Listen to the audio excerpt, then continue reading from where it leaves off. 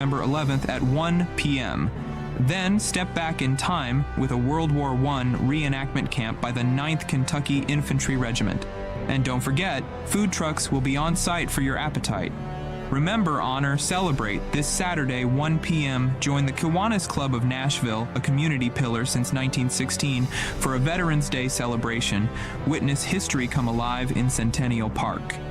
Don't miss it this November 11th. The Kiwanis Club, anchoring community, celebrating valor. A lot of schools talk about training the cybersecurity workforce of the future, but do they really deliver? My Computer Career has been supplying the IT workforce with thousands of skilled, certified pros for 15 years. Train with the experts in support, networking, or cybersecurity and start your career in months, not years. Upskill even faster. On campus or live online, qualified students may get financial aid, including the GI Bill. My Computer Career. Accredited, acclaimed, effective. Take the free career evaluation at mycomputercareer.edu. Hey, Doc, nice office. Quick question. If you had to choose, would you give yourself a root canal or run payroll? Run payroll, no question. Seriously? Well, have you run payroll before? Paying my team with Gusto couldn't be easier. Gusto gives me unlimited payroll runs, next-day direct deposits, and automatically files my taxes. Saves me time. Wow, that's nice. Over here, Doc. Can I run payroll too? Choose payroll without the pain. Visit gusto.com/radio to sign up for free. Live from the Hiller Plumbing, Heating, Cooling, and Electrical Studios. WPRT FM Pegram, WPUC HD2 Laverne. Ross Chastain will be first to finish in the Ally 500 at Nashville Super Speedway. Nashville's exclusive home for NASCAR. 102.5 and 106.3. Checkered flag is in the air. Man, this is a win in the cup race. The Game. A Cromwell media station. Mixing sports and a little bit of fun. This is fun! On your morning drive. This is Robby and Rexrode. With Robby Stanley and Joe Rexrode on Nashville's best sports talk. 102.5 and 106.3 The Game. And on the Game Nashville app. Ladies and gentlemen, it's showtime. And welcome into the Tuesday edition of Robby and Rexrode, 102.5, 106.3 The Game. Robby Stanley alongside Joe Rexrode, Nick Keyser here with you on this Tuesday morning. Hope everybody is doing well. We got a lot to get to on the program today. Caroline Fenton dropping by at 7 o'clock. We'll get into all things college football with her. Ben Arthur from Fox Sports coming up at 8 o'clock.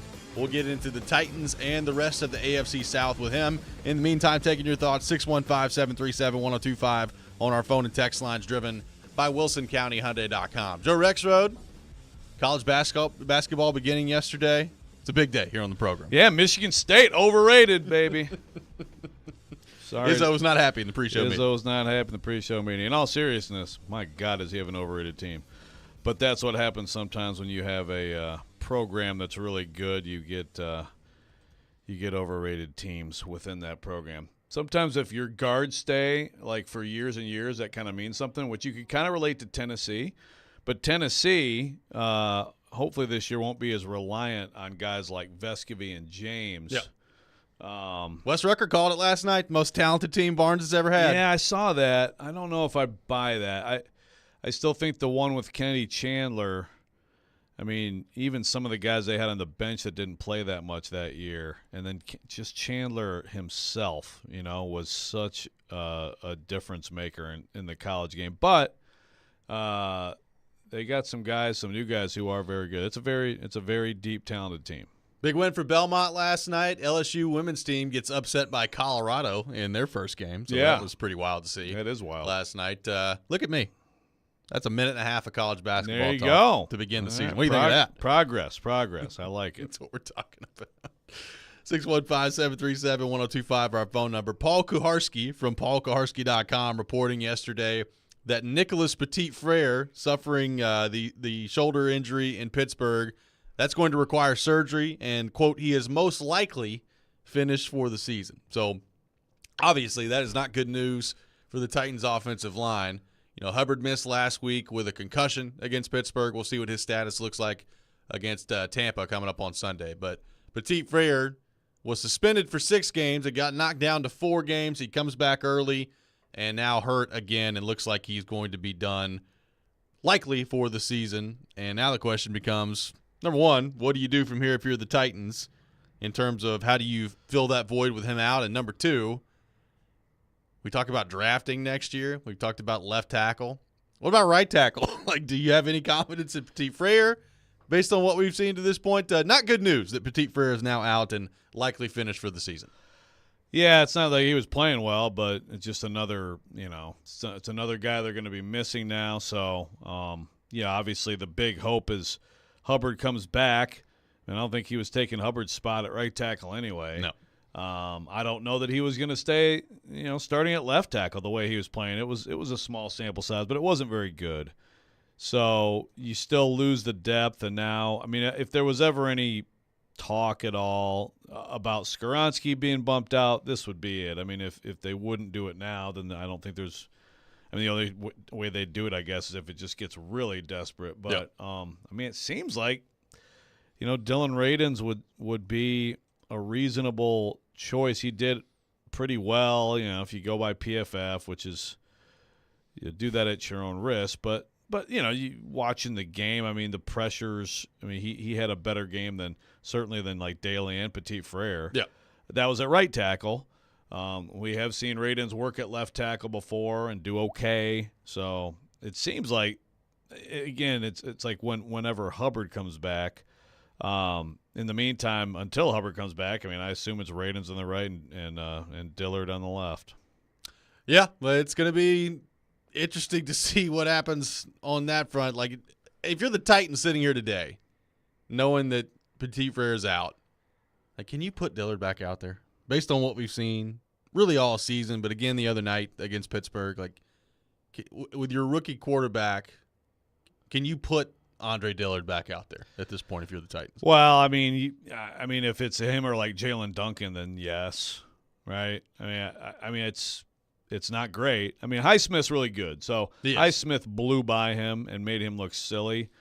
And like every matchup isn't that, but anybody with any quickness at all, it's over. He just, I don't know if it's just technique issues or whatever. I know he has like athleticism and everything, but he gets destroyed, especially by quick players. But Jalen Duncan, I think over a full game, it probably would be worse, I would assume. Hey, if you're not sure about that, try Duncan. Yeah.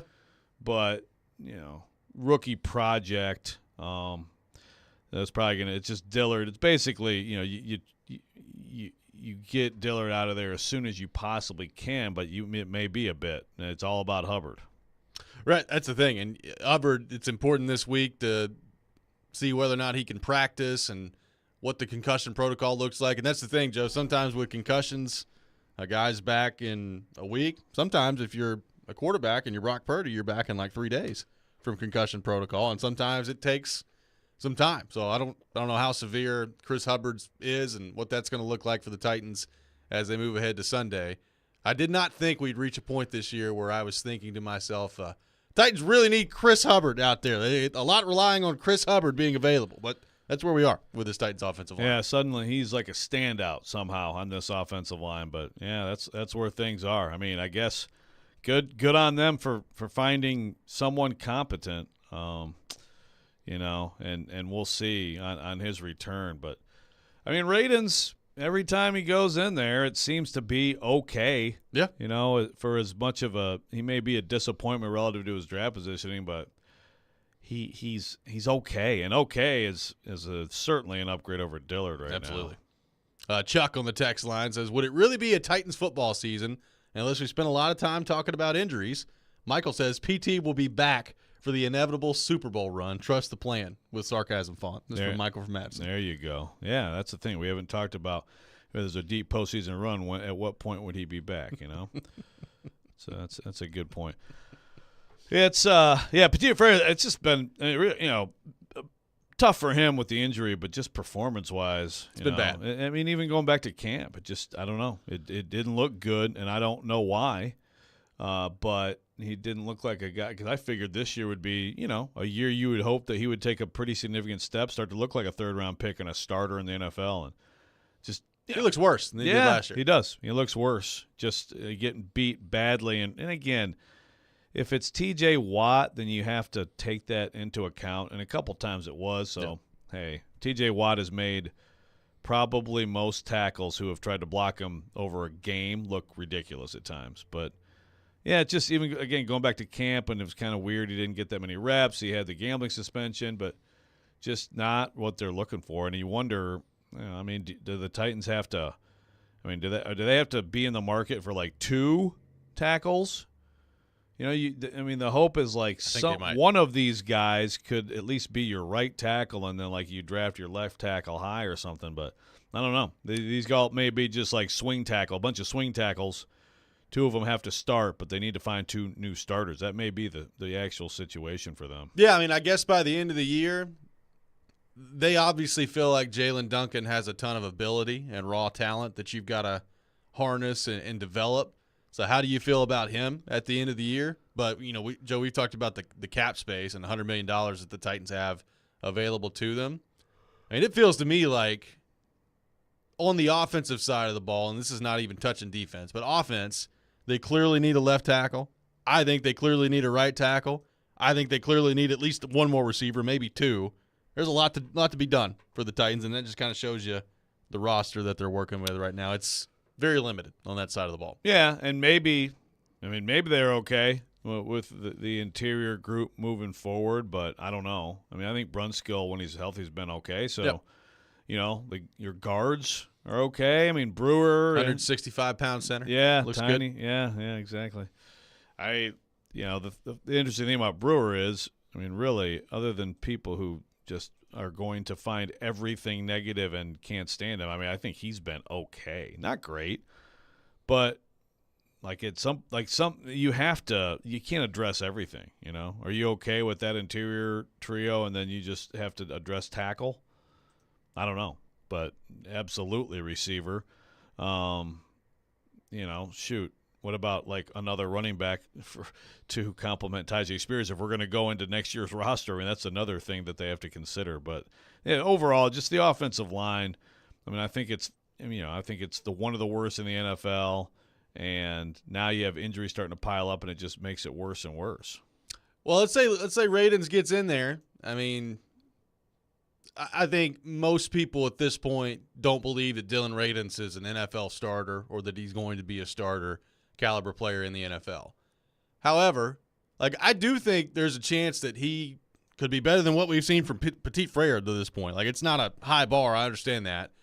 But could Radens give you better than what we've seen from Dillard or Petit Frere? I mean, we've thrown that question out before people were heard of. Like, could Dylan Radens really be that much worse than Andre Dillard at left tackle right now? And this would end up being, you think, an opportunity for him, number one, to see can you stay healthy, and number two, how do you perform if given a starting role? I think we could see that from Radens.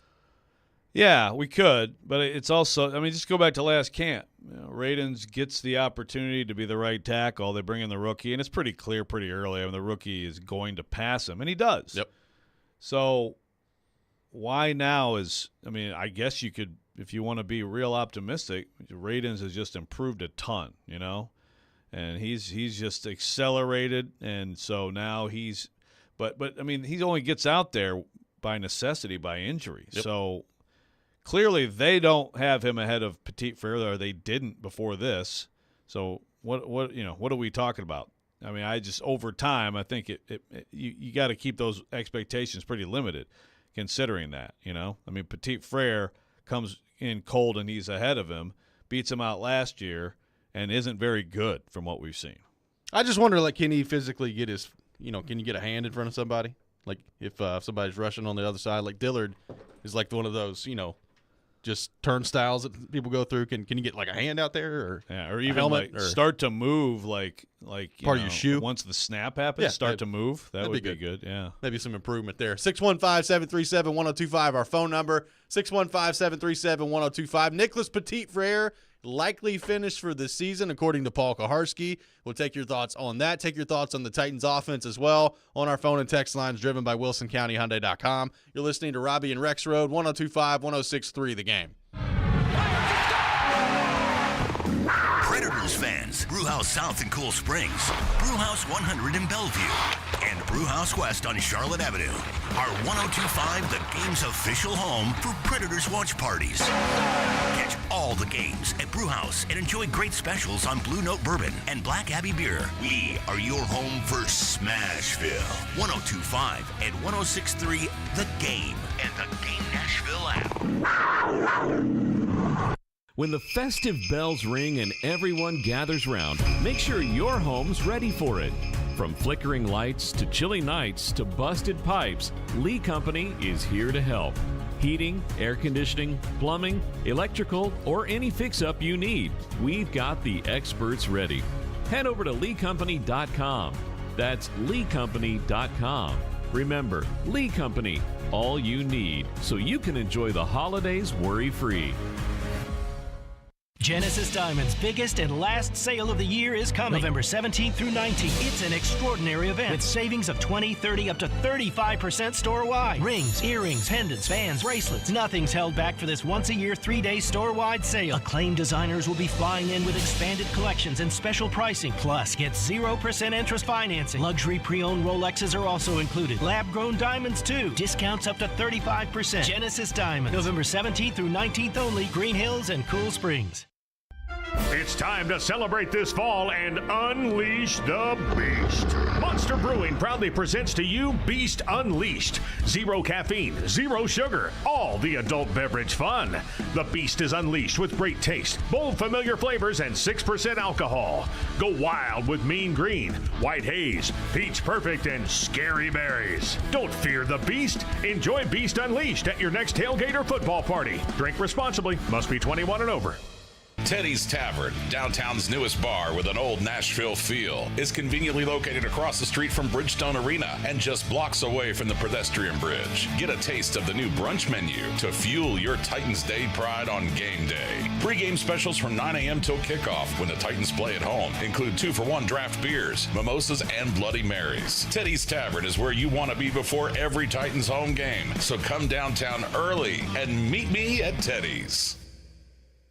Houston Clinic Orthopedics wants to thank their patients for voting them the #1 orthopedic practice in the Nashville Scene Poll for 3 years in a row. Their physicians specialize in spine, joint replacement, knee, hip, upper extremity, and other orthopedic conditions. At Houston Clinic Orthopedics, they adhere to all CDC guidelines for the patient's and staff's safety. To experience world-class orthopedic care and see a list of all physicians, visit their website at tn.houston.com and book your appointment online today. iPhone 15 Pro on Verizon. This holiday, trade in any iPhone in any condition for the new iPhone 15 Pro with titanium, Apple TV 4K, and 6 months of Apple One. All on us with Unlimited Ultimate. Go to your local Verizon store now. 6 months of Apple One, then $10 per month. $999.99 device payment or full retail purchase with new smartphone line on Unlimited Ultimate plan required. Less $1,000 trade-in/promo credit applied over 36 months. Promo credit ends if eligibility requirements are no longer met. 0% APR. Apple TV 4K and Apple One offers require eligible phone purchase with activation on Unlimited Ultimate. Additional terms and conditions apply. Visit Verizon.com for details. Wendy's new breakfast 2 for $3 Biggie Bundles let you create your own delicious combo. Choose from a sausage biscuit, egg and cheese biscuit, small seasoned potatoes, and a medium hot coffee. But it's obvious which combo's the best. Sausage biscuit and small seasoned potatoes. Well, maybe it's the fresh cracked egg and cheese biscuit with a medium hot coffee. Or 2 savory sausage biscuits. Whichever you pick, you can't go wrong. Choose wisely. Choose Wendy's new 2 for $3 Biggie Bundles. Limited time only. U.S. price and participation may vary. Not valid in a combo. Single item at regular price. We try to stay cool by being on social media. I'm with it. I'm hip. Follow us on Twitter at 1025 The Game and on Instagram at 1025 The Game Nashville. Hey! Oh, yeah. And like us on Facebook, too. You're locked into Robby and Rexrode. Every morning, first thing. On 1025 and 1063 The Game and the Game Nashville app. Tune in to 94.9 The Fan tonight for Vanderbilt men's basketball. The Commodores will start their season tonight at Memorial Gym and face off against Presbyterian. Tip-off at 7 o'clock with a pregame beginning at 6:30. Coverage also available on the 94.9 The Fan app and at 949thefan.com. Welcome back in, Robby and Rexrode. We are live from our 102.5 The Game studio, brought to you by Hillard Plumbing, Heating, Cooling, and Electrical. Robby Stanley, Joe Rexrode, Nick Keyser here with you on this Tuesday morning. We're taking your thoughts on the Titans. Nicholas Petit-Frere according to Paul Koharski from paulkoharski.com, requiring shoulder surgery with the injury he sustained on Thursday against Pittsburgh, most likely finished for the season. So now what will the Titans do with their offensive line? What's that going to look like as they move forward here? Will Dylan Radins get a shot?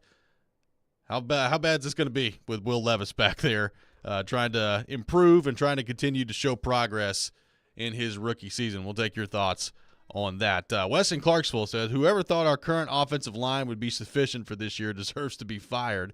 And if they can't, how can we depend on them to fix it when this is what was left with a bunch of bargain players? This from Wes in Clarksville on the text line. Okay, it does beg the question of not that anybody's going to get fired over this because they're not, but in retrospect, and I think maybe even before, we talked about this heading into the season, like, are you guys sure that this is fixing the offensive line heading into this year?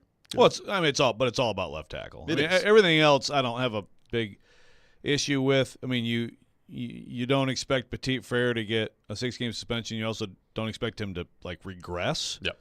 Now, if he really is regressing and not improving, then okay, then remember the offensive line coach got fired and his assistant was elevated. So, I mean, I think it's fair at some point to look at offensive line coaching. Why did you fire the offensive line coach? And then you elevate his assistant, which Vrabel said the day after was like one of the greatest interviews he had. That's fine, but still, there's still that. Okay, you fired the offensive line coach, so stuff you like. What about that? Why? Right. And then why did you elevate his assistant? And where is offensive line coaching come into this equation? I mean, it's fair. Look at that. I'm, big on position coaches. They listen to the coordinators who listen to the head coach, and it all comes from the top. And so people, just the idea of firing a position coach, to me, it's got to be extreme. But I think offensive line coaching is fair to look at, looking at like a Petit Frere, for example. Okay, but Petit Frere, you bring in Brunskill. Again, he's been fine. Brewer, he may be just a temporary fix, but that's not a disaster or anything like that. And then Skoronski, obviously, you've addressed one spot, and I think you've addressed it well. So it's left tackle. I mean, left tackle, that's the mistake. The mistake is that and it's not going to it's a hugely costly mistake financially. It's not that hard to get out of it now. It was kind of a one-year prove-it deal, right? Based on the way the contract is. We've had a lot of that too, like the 3-year contract for Dillard. You can get out of that. It's not going to be locked into 3 years. It's not that bad. Yeah. No, and they will. But that's where the problem is. I mean, if you were even okay at left tackle, then you're fine. But because they're so bad there, everything else suffers as a result. Not to say that they can't upgrade at other spots, but the reality is, and again, they picked up Chris Hubbard, and he's okay. Yep. If you could be solid like that on the left side, then you'd be okay. It wouldn't be great, but it wouldn't be the situation they're in. So it just comes down to the mistake of Andre Dillard, and the need to probably, I mean, you can go into free agency again. I don't know right now off the top of my head the top free agents that tackle next year, but I think, there are a couple really promising tackles in this draft. I don't know if the Titans are going to be in a position to take either one of them or not. Mo on the text line says, I'm hearing Martavis Bryant will be working out for the Cowboys and the Titans. What are you guys' thoughts on that? Yeah. I did see this. Just JAG, man. Jag, just a guy. He hasn't played in the NFL since 2018. Yeah. That's a long time. Doesn't move the needle much. But he's working out good apparently for him. For the Cowboys today, and I guess the Titans either tomorrow or later this week. So yeah. I guess, does that just show you where, number one, I guess you're just taking a look at a guy, but does that show you where they are with their receiving core right now? Like, sure, Martavis Bryant, come in. I guess. We'll I mean, I don't even think the receiving core has been a real problem. I mean, Phillips comes in and is good. He looked good last game. NWI keeps making plays. But obviously, you don't know in terms of duration for Burks. I mean, they had purported it was a concussion. I'm guessing Burks out this week. That's my guess too. So I guess that's just it's just a body at the bottom of the group there. Depth potential add.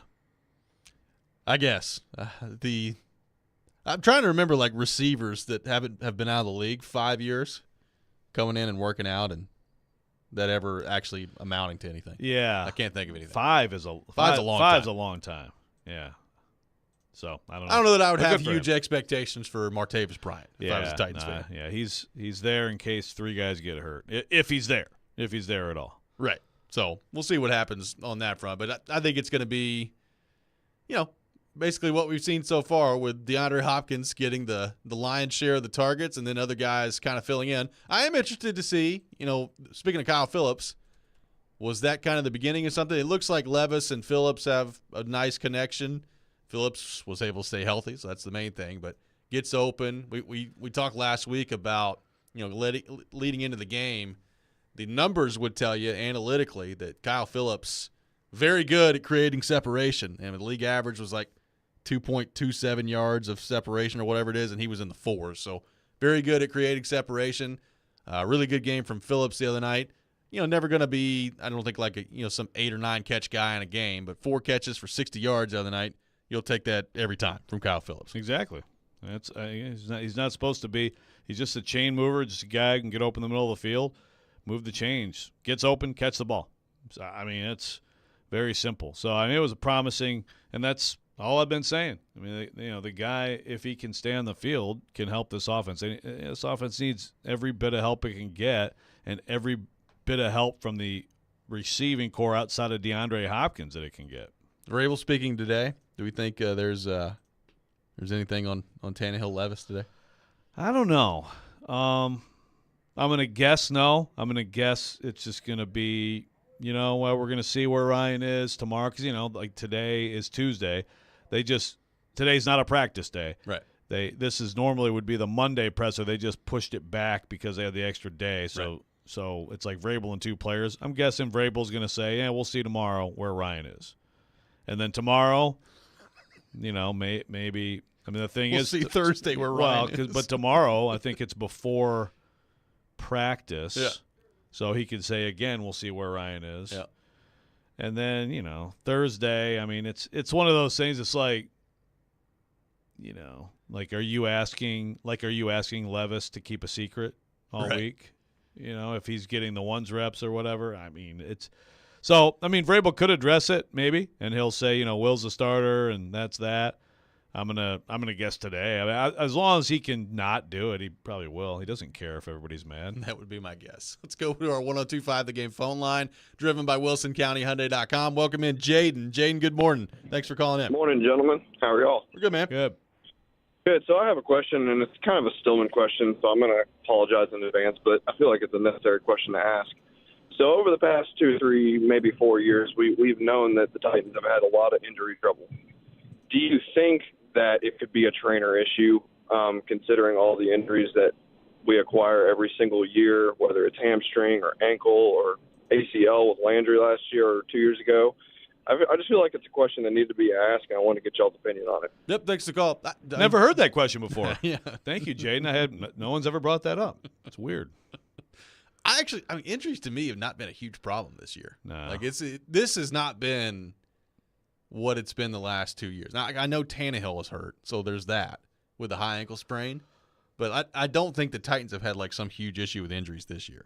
No, it's football. You're going to have some. Yeah, exactly. If you only focus on the Titans and don't pay attention to like other teams in the league, then it might seem bad. But no, like relative to the NFL, they've been bad the last 2 years. Correct. But to seriously answer Jaden's question, I'll just go back to like ACL is not like it's not a trainer issue, man. Like a trainer cannot prevent an ACL. The greatest trainer in the history of mankind can't prevent someone from getting a high ankle sprain, getting a shoulder separation, getting an ACL. Now, the soft tissue, that is fair to bring up for sure. And, David Long Jr., I don't know, seems like he's been okay for Miami. Christian Fulton was here. Vrabel called him a repeat offender. He worked with his trainer, and, then he pulled his hamstring in the first game. But it hasn't been an issue for most of the year. I think the trainer situation and how they do all their stuff, and they changed some stuff this year, by the way. That is fair to look at in the soft tissue. Any of these serious injuries that are like breaks or not pulls, but breaks or like torn ligament, there's zero relation to a trainer there. Well, and concussions right. happen. That's also not right. a trainer. Yeah, the soft tissue thing though. Certainly they have, even as they've kind of kind of Vrabel's kind of blown off the trainer thing and all that, which I get. But they've certainly tried to find answers for it. I think they're doing better. I mean, they're doing better. Yeah. I mean, could they do better than this? Sure, I'm sure. But you're also, again, you're going to have some of those too. You're going to pull things. You're going to do every injury possible playing football. 615 NFL football. 737-1025, our phone number, 615-737-1025. Coming up next, we'll get into the Predators. What have we made to the start of Nashville season to this point, and have we been encouraged by what we see? Could this team compete for a playoff spot? We'll get into all that. This is Robby and Rexrode, 102.5-106.3, The Game.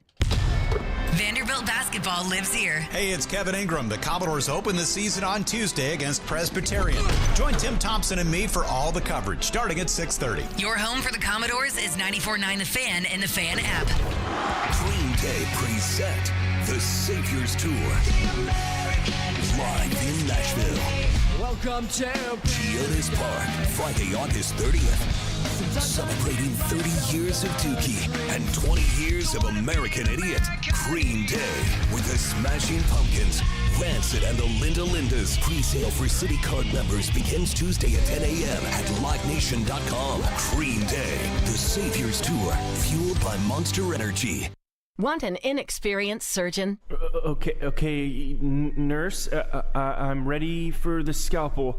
How about an inexperienced airline pilot? Ladies and gentlemen, this is your captain, and I'm terrified. Experience matters, and we have it. Regal Realty Group is experienced to help you from contract to close. They know the area, understand financing, and have up-to-date property listings and comparisons. Oh, and lots of experience. Visit RegalRG.com. West Coast Taco Shop features some of the best California-style Mexican food. And this week, you can try it for half off with Nashville's best deal of the week. Their burritos, nachos, quesadillas, and a variety of tacos are delicious. And once you try this authentic cuisine, you'll become a regular. They also have a salsa bar. And ask about their free live music nights. West Coast Taco Shop, Murfreesboro Pike in Nashville. Get half off now at thegamenashville.com/deals. eBay Motors is here for the ride. So minivans, sedans, JDMs, roll out. Go ahead, feel your engine. Admire that perfectly installed exhaust. Your vehicle's moving along this freeway like it was made from fresh installs and a whole lot of love. And with eBay Motors, you get over 122 million parts to keep it running. And with eBay Guaranteed Fit, they'll be the perfect fit every time. Plus, at these prices, well, we're burning rubber, not cash. Keep your ride or die alive at ebaymotors.com. Eligible items only. Exclusions apply. These statements have not been evaluated by the Food and Drug Administration. This product is not intended to diagnose, treat, cure, or prevent any disease. What's up? I'm tired of feeling so bloated. That used to be me. Then I got this. Align Bloating Relief plus food digestion. A probiotic, right? Yeah, it works naturally with your gut to help soothe occasional bloating and gas. Plus, it has vitamin B12 to aid digestion by helping convert food to cellular energy. 2 benefits, 1 capsule. Align Bloating Relief plus food digestion from the #1 doctor-recommended probiotic brand. Learn more at alignprobiotics.com. This year, Staples wants everyone to have a happy Holla Deal. That's right, Holla Deal. Staples Holla Deals are amazing savings on hot holiday tech. Great prices on laptops, game systems, earbuds, and more. And now at Staples, you can save up to $300 on select PCs. During Staples Holla Deals, it's not about the fa-la-la. It's about saving moo-la-la. Save up to $300 on select PCs today at Staples. Ends 11/11 in-store only. See associate for details. Jim Gaffigan here with some more Straight Talk. Now you can get a Walmart Plus membership, plus not pay for it, because it's included with Straight Talk wireless plans. You get free delivery with Walmart Plus, plus a Paramount Plus subscription included. Plus, you pay less for gas. That's a lot of pluses. Only Straight Talk gives you unlimited 5G data and Walmart Plus included on select plans for free. Straight Talk wireless, available at Walmart. Requires service on Gold or Platinum Unlimited. 1 offer per eligible account. Paramount Plus Essential Plan only. Separate registration required. Additional terms apply. Keeping it local. The Titans get a big win. Well, Derrick Henry's on the field. It's like, all right, what's going to happen? And fun. Bad time to get Florida. They're going to be mad. Oh, my goodness. Every day, it's Chase McCabe. I was sitting here going, I think I'm going to watch Batman 1989 tonight. And Big Joe Dubin. That's your plan for tonight? Probably, yeah. I need a night. The Chase and Big Joe Show. Brought to you by Regal Realty Group. Weekdays at 9 on 102.5 and 106.3 The Game and the Game Nashville app. Hey, this is Roman Yossi. You're listening to Nashville's best sports talk, ESPN 102.5 The Game. Blocker saved by Campbell. One-timer Carrier tipped wide by Nyquist. It comes back in front. Campbell covers it up. Puck still alive on the near left side. It did everything but go in. Puck was never frozen. In the front, O'Reilly for the hat trick. Ryan O'Reilly with the hat trick. 5-2 Preds. 11:26 left in the third. Preds win on Saturday against Edmonton. Ryan O'Reilly with his first hat trick as a member of the Predators. They continue their road trip tonight against the Calgary Flames. Speaking of tonight's game, tune in later this morning at 8:45 for your chance to participate in Preds Pick to Click and win a pair of tickets to an upcoming Preds home game. Pick to Click brought to you by TJ Anderson Homes of Benchmark Realty. List your home with TJ to get your home seen, heard, and sold. So the Predators have played 11 games. They are 5-6 to this point. So obviously, record-wise, that's not great. That sort of record and that pace is not going to get you in the playoffs if you're the Predators. I do think there have been games where they have played pretty well that they probably deserved to win and didn't. I think there have been some games where they haven't played as well, and they've won. So that has a way of kind of evening itself out over the course of an 82-game schedule. Overall, Joe, as you've watched the Predators through 11 games, realizing there's still a ton of hockey left to play and a long way to go, what have we thought of the Predators' start to the season at 5-6 through 11 games? I mean, I'd call it a little bit better than I expected. Again, maybe not the result, but how they've played. I think it's been pretty encouraging. I mean, the underlying numbers are kind of fading a little bit on them, but they're still creating offense at a pretty high clip. The power play, I think, looks pretty good. Ryan O'Reilly has been a fantastic addition. Philip Forsberg, what's he shooting, like 4% right now or He's something? in that neighborhood. Yeah. I mean, it's like it's going to go up. It's going to go up. But this team doesn't have the ability to absorb droughts from him and expect to win much, right? Yeah. I mean, it still has limited options in terms of creating offense. Saros hasn't had a great start, but it's basically his usual start. He usually is right around, about 900 or so, and the numbers always go up for him. They always start out a little bit slow. So I mean, I think they're more fun to watch. I feel like it's obviously an emphasis, and it is for people who hated the John Hines style of hockey. Although I wouldn't call it just like dump and chase, but like they are getting into the O-zone with some speed, I think, more often. And I'm sure the idea is to do that more than they are, and some of that is execution, some of that is going to be players moving forward. But I mean, you can see how they want to play, and I think it's a more fun style of hockey to watch play. Yeah, I think so too. I mean, the power play, I think they started the season 1 of 14 on the power play.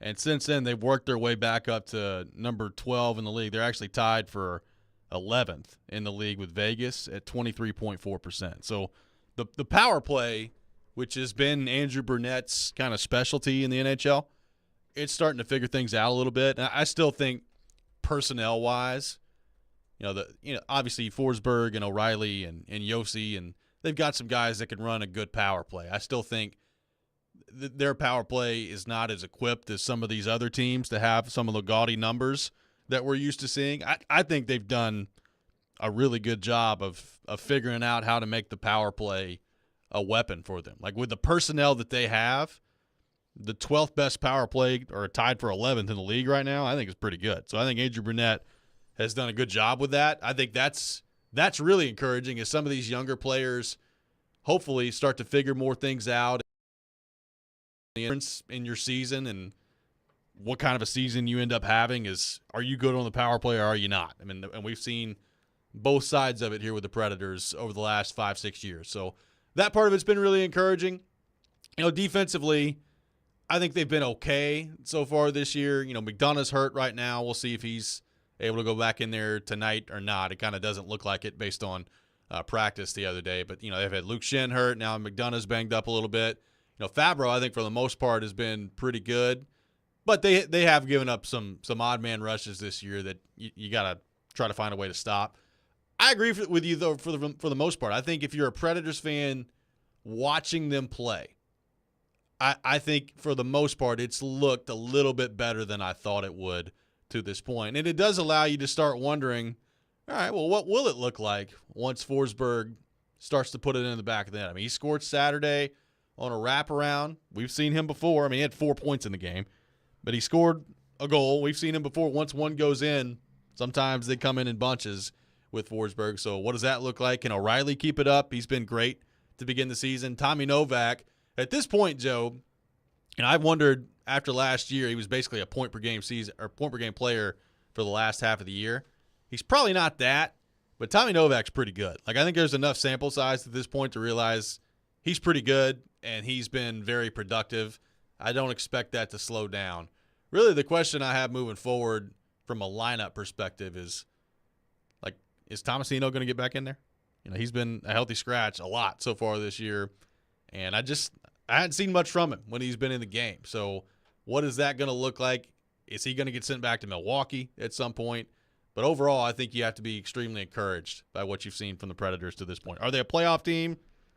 I kind of feel the same way about that I felt to start the season. I've got them just missing out on the playoffs. Yeah, I think I mean, but if they can basically do this a little bit better and hover around, get a little over 500, hang in there, make it interesting. I still think that's one of those seasons that people can appreciate, especially, again, if you're seeing the young guys. I agree with you on Novak.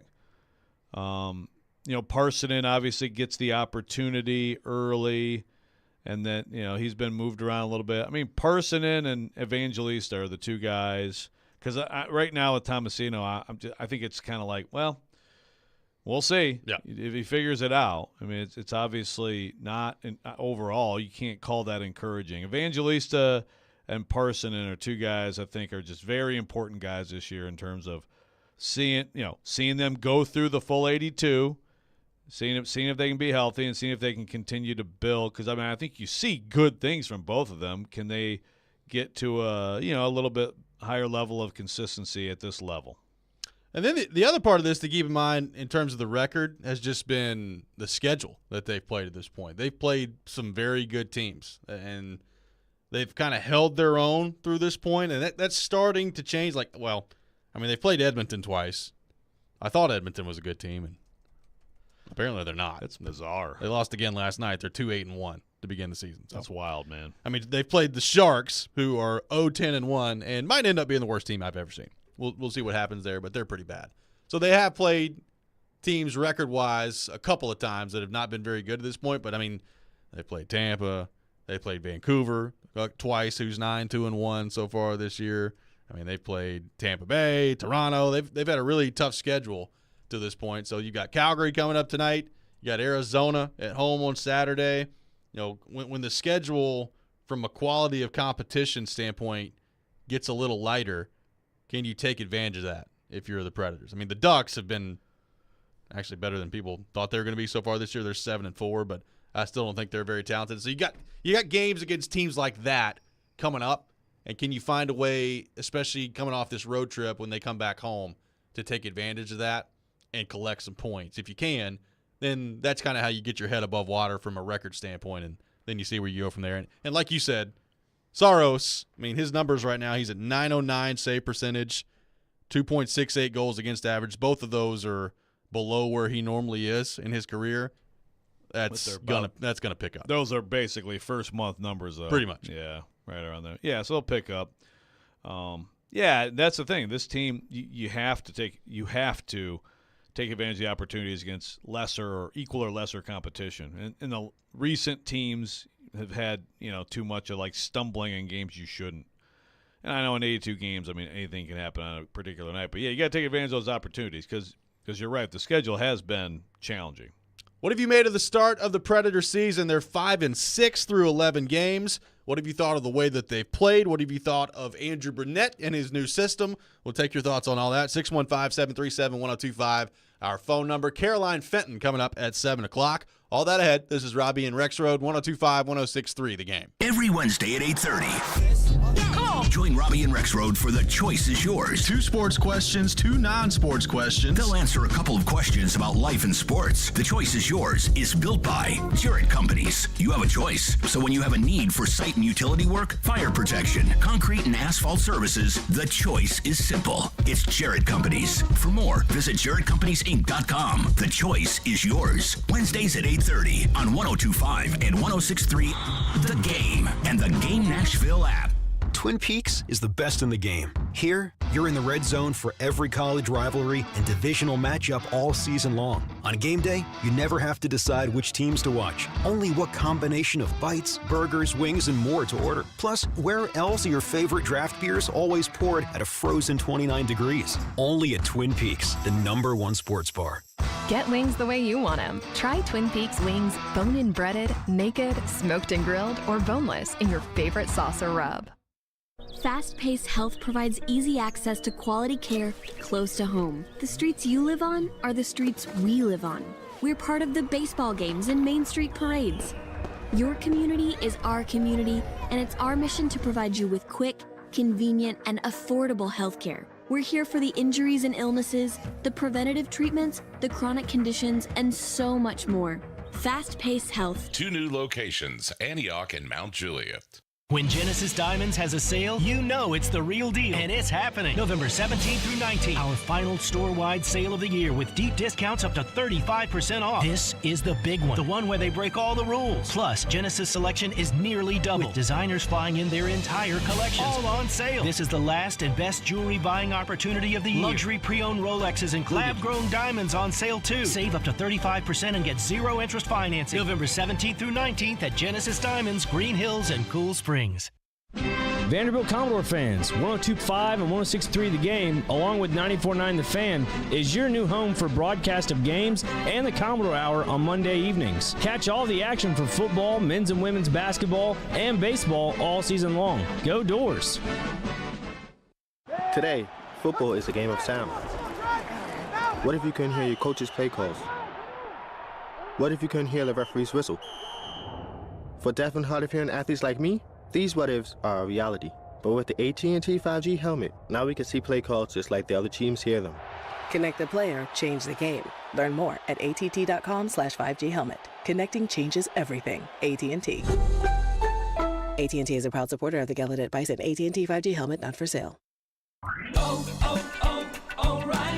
O'Reilly Auto Parts' new Brake Best Select Pro brand raises the bar for the best aftermarket domestic brake pads and rotors available. For vehicle-specific friction formulations, Quiet-Tech noise-canceling shims, and stainless steel hardware, choose Brake Best Select Pro. Professional-grade brakes from the professional parts people at O'Reilly Auto Parts. O'Reilly Auto Parts. Wendy's new breakfast 2 for $3 Biggie Bundles let you create your own delicious combo. Choose from a sausage biscuit, egg and cheese biscuit, small seasoned potatoes, and a medium hot coffee. But it's obvious which combo's the best. Sausage biscuit and small seasoned potatoes. Well, maybe it's the fresh cracked egg and cheese biscuit with a medium hot coffee. Or 2 savory sausage biscuits. Whichever you pick, you can't go wrong. Choose wisely. Choose Wendy's new 2 for $3 Biggie Bundles. Limited time only. U.S. price and participation may vary. Not valid in a combo. Single item at regular price. You're listening to Robby and Rexrode. It's part of this nutritious breakfast. On 102.5 and 106.3 The Game and the Game Nashville app. Welcome back in, Robby and Rexrode, 102.5, 106.3 The Game. We'll have Caroline Fenton coming up at 7 o'clock. We'll get into all things college football with her, taking your thoughts on the Preds. 615-737-1025, our phone number. Preds 5-6 to begin the season. They're back at it tonight in Calgary on the road. By the way, Calgary, not a very good start to the season for them either. It's a tough time in Alberta right now. Edmonton 2-8-1 and Calgary 3-7-1 to begin the season. So, gosh, not going very well. I guess the fans who hate the other one, at least they have the other one for being bad. I guess so. I got a text that says Novak is an unrestricted free agent next year. He's 27. What kind of money do you think he'll make on his next contract? That's a great question. That's a very good question. Because, I mean, you're talking about still, all things considered, a pretty limited sample size.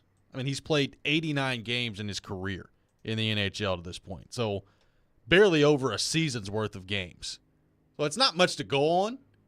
Having said that, I said it in the last segment, he's shown enough to me at this point to prove that he's pretty good. I mean, offensively, he just continues to make plays. He scores again on Saturday against Edmonton, puts up a couple of points there, and he's got 9 points in 11 games, 6 goals, 3 assists.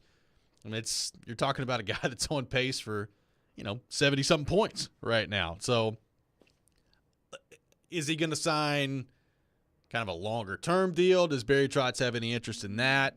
Does he sign like a bridge deal, kind of a prove-it deal where it's like a 2 or 3 year deal, and then you revisit things when he's 29, 30, somewhere in that area? I mean, that's the thing. Like, we talked about Novak. He's 26, and we've kind of lumped him in the same category as like the Tomasinos and the Evangelistas and all that, and he is significantly older than those guys. The contract that he signs is going to be really interesting. I mean, right now he's playing on an $800,000 cap hit. That's going to go way up. Question is, how much is it going to go up? Is he a $3.5 million player? Is he a $5 million player at the end of the year? Like, what does it look like with Novak? That's going to be interesting to see. Yeah, I was going to say about a 3 and a bridge deal type thing, which still, for him, that's quadrupling your money, But I think it's something like that. But I think that also, like you said, a heck of a year, point-a-game player last year. He's sitting there with 9 and 11 right now. I mean, if he's, does he just keep going all through this year? Yeah, he turns 27 in April. That happens sometimes. 3rd-round pick in 2015. I mean, it's just, guys have different timelines, and he's had no pressure kind of getting to this point. Yep. Very different from some of these other guys, right? Very different from an Evangelista Tomasino, et cetera, et cetera. But if he's a point-a-game player at the end of this season, he plays 82 games, well, then maybe I'm shooting him a little short here. Travis on the text line says, I'm all for them being more fun to watch, but I still want a big-time draft slot in the coming years. This from Travis on the text line. Well, they got a lot of picks coming up. Yeah. A lot of picks. Yeah. I mean, at some point, are they going to be able to, like, package something to move up? Right. Because obviously, I mean, there was some confusion, when they signed some of the veterans they did. I mean, I think clearly, like an O'Reilly, some of these guys are, as Trotz has said a million times, trying to change the room a little bit and, and get the winning. I mean, it's just like signing up for just losing and just play young guys and lose and then get a high pick. Again, Trotz has said this a million times too. You can wreck young players if they just get their butts kicked in bad matchups night after night against top players in this league, and then they lose all the time. And so they're not signing up for that. So I think to get real high in the draft, they're going to have to figure out a way to move there. Well, and the other part is, like, not all drafts are created equal. Like, this draft is not as good as the 2023 draft. It's just not. I mean, there's no Bedard walking around in this one. And that's why so many teams tried to get him last year, is because that guy doesn't walk around very often. So, not to say you can't get really good players, because you can, but there's no Connor Bedard coming up in this year's draft. So, it is kind of different from that standpoint. Like, the draft in 2023, Bedard, but even beyond him, it's really good. Like, it's one of the better drafts. David Poyle came on our show last year and called it maybe the best draft he's ever seen. So it says something to me of how strong that one is. This next one's not going to be that strong. I'm pretty confident saying. And it's just like with anything, same with the NFL. Sometimes it's like there are tiers, and it's like there's 4 guys, and then there's a drop off, and then there's about 10 who are about the same, or whatever it is. It changes year to year, but yeah, obviously, higher picks are better. Yeah, but like they're not going to bottom out for that. And like you said, if there's not someone to bottom out for, it's nothing worth talking about. So you just got to hope that some of these other guys are developing, and Barry Trott's going to have some money to do some stuff too. Like there's a proven player to be figured out that I think he's going to be targeting. Yep. Devin asks, who's first up, Kemmel or Askarov? I mean, Askarov is not going to be up this year. I mean, unless some injury happens. I mean, that's right. I don't think either one of them are going to be up this year. But. Yeah, and Kemmel, he I think next year maybe could be his chance. Maybe. I mean, Kemmel has been really impressive. I mean, we talk about first-round picks from the Predators that need to work out. Based on what I've seen from him to this point, I feel good about him eventually translating well to the NHL. But I got to see him do it at the NHL level. I mean, right now, it's early in Milwaukee's season. I think he's got 1 goal. Yeah, he's got 1 goal in 7 games. So 3 points, 1 goal in 7 games. My answer is I don't think you're going to see either one of them this year if things go well. Like, as long as Saros and Lankinen stay healthy, then I think you're going to see Saros and Lankinen. You know, unless there's just some rash of injuries, I think it'd probably serve Kemmel well to just play the whole year in the American League. And that may not be the most fun thing, but I think that's probably the right path for his development. That's just me. Yeah. And again, Trotz has been pretty clear on what's the term he uses? Like, let him cook extra long, crispy, or I don't know. Yeah. Not crispy. Sorry, crispy. Let him overcook. Overcook. Yeah. Is that what he says? Yeah. Overcook. Yeah. I'd rather him overcook than undercook. Yeah. So it'll be a bit on Kemmel. Chuck says, I'm more excited for this Preds team, but they're young. They may squeeze into the playoffs, but I consider this a learning year. That's the thing, though. Like, they have young players on their team. Their team as a whole is really not that young. Like, when you look at where they stack up the rest of the league, I mean, you've got Forsberg and McDonough and O'Reilly and Yossi and, you know, Saros and all these guys that are, I mean, veteran players in the NHL. So, yes, like, they've clearly transitioned to, like, trying to figure out what their next nucleus is going to be, right? Obviously. And we know all the changes that they've made in order to get there. But, I mean, they did bring in Shen and O'Reilly and Nyquist. They're actually, when you look at, like, their average age, they're closer to being one of the older teams in the league than they are one of the younger teams. Yeah, but again, yes. But I still look at them as there's some old teams that it's because they have their core still. Correct. And they're going with them, which is what the Preds have been. And this is more, they have some older guys who are around to help usher in the new era, along with, I mean, look, the timeline to try to be good again is the Forsberg-Yossi timeline. Right? I mean, they are the nucleus. Yep. And so there's an urgency to, while they're still near the tops of their games, to have enough around them. And I don't know if Trotz will be able to do it or not, but that's the plan. Well, the thing is, like, they've got a lot of contract flexibility coming up. The salary cap space that they've got, they have 5 guys, I believe, who are unrestricted free agents at the end of this year. Actually, 7. They have 7 guys who are unrestricted free agents. So you got Trennan, Novak, Fagemo, McCarron, Sherwood, and then you got Barry and Carrier too. So, you know, that's the other thing. If the season, let's say you get to the trade deadline this year and you either are out of a playoff spot or you don't feel like, you know, you're certainly not going to be a buyer. I don't really see a scenario where they're a buyer this year. But, like, you feel like if you're Barry Trotz, you want to keep what you did last year going and start stockpiling picks and prospects. Like, Tyson Barrie could be on the move. What are you going to do with Alex Carey? You signing him to another deal? He could be on the move. Nyquist could be a valuable option for some teams. Like, they've got some options to continue to go down the path they started last year if they want to, and that is stockpiling as many picks and prospects as they possibly can. What if they're, like, right on the cut line of a playoff spot at the deadline? Then if I were them, I would probably just let it ride and see what the guys can do. I unless they just go on some sort of tear that I don't see them going on, I wouldn't even entertain buying this year if I'm the Predators. Yeah, no. That's just me. Being a buyer would be very surprising. But it's, yeah, I mean, because you're right. They could keep stockpiling. And, you know, look, they made a run last year after the big sell-off too. Did. So that would mean maybe, you know, a guy or two from Milwaukee coming in here and getting an opportunity because of that.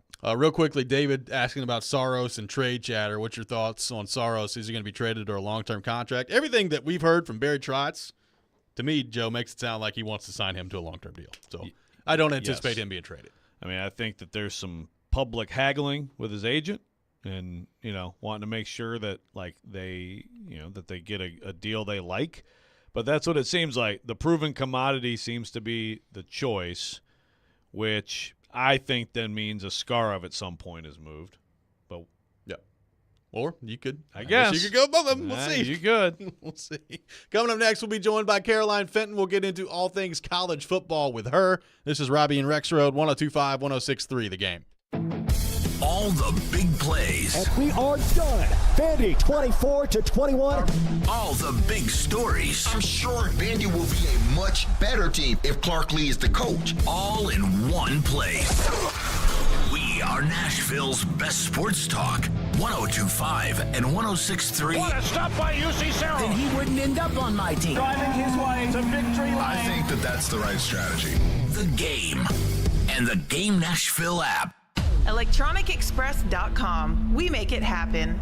Teddy's Tavern, downtown's newest bar with an old Nashville feel, is conveniently located across the street from Bridgestone Arena and just blocks away from the pedestrian bridge. Get a taste of the new brunch menu to fuel your Titans Day pride on game day. Pre-game specials from 9 a.m. till kickoff when the Titans play at home include 2-for-1 draft beers, mimosas, and Bloody Marys. Teddy's Tavern is where you want to be before every Titans home game, so come downtown early and meet me at Teddy's. Are you ready to get pumped up and show your support for the MTSU Blue Raiders this season? Get ready to experience the thrill of cheering them on inside the legendary Floyd Stadium. And the best part? Season tickets are available at an unbeatable starting price of just $99. Don't wait any longer. Head to goblueraiders.com/tickets to secure your spot and join us in cheering the Blue Raiders to victory. Let's go Blue! Mark your calendars, Nashville. This Veterans Day, step back in time at Centennial Park. The Kiwanis Club is hosting a World War I remembrance. Hear from historical architect Kem Hinton, Colonel Stephen Todd, and actress Jennifer O'Neill, a staunch veteran advocate. Join us at the Mother Monument November 11th at 1 p.m. Then, step back in time with a World War I reenactment camp by the 9th Kentucky Infantry Regiment. And don't forget, food trucks will be on site for your appetite. Remember, honor, celebrate. This Saturday, 1 p.m., join the Kiwanis Club of Nashville, a community pillar since 1916, for a Veterans Day celebration. Witness history come alive in Centennial Park. Don't miss it this November 11th. The Kiwanis Club, anchoring community, celebrating valor. Looking for a fun way to win up to 25 times your money this football season? Test your skills on Prize Picks, the most exciting way to play daily fantasy sports. Just select 2 or more players, pick more or less on their projected performance, and place your entry. You could turn $10 into $250. Right now, Prize Picks will match your first deposit up to $100. Visit prizepicks.com/playnow and use code PLAYNOW. That's code PLAYNOW at prizepicks.com/playnow. Must be present in certain states. Visit prizepicks.com for restrictions and details. Now, your Game Center update. This is Nick Keyser. Some big upsets in college basketball last night, but none as shocking as the LSU women's basketball team being beat 92-78 by number 20 Colorado, the reigning national champions. Dropped their first game of the season, and head coach Kim Mulkey addressed it after the game. What I don't live with is just guts and fight and physical play, and you got that dog in you. And I just didn't think we had that tonight. I thought this young lady and I thought Samaya Smith did all they could. Then James Madison upset Michigan State in men's basketball last night, 79-76 in overtime. JMU was ahead by 4 at halftime and kept the Spartans on their toes all night long. And the New York Jets lost 27-6 at home on Monday Night Football to the Los Angeles Chargers. Austin Eckler had 47 rushing yards and 2 touchdowns, while quarterback Justin Herbert tossed for 136 yards, completing 16 of his 30 passes. And coming up at 8 a.m., Ben Arthur from NFL on Fox joins Robby and Rexrode at 8 a.m. talking all the latest in the AFC South. You're listening to 102.5 and 106.3 The Game.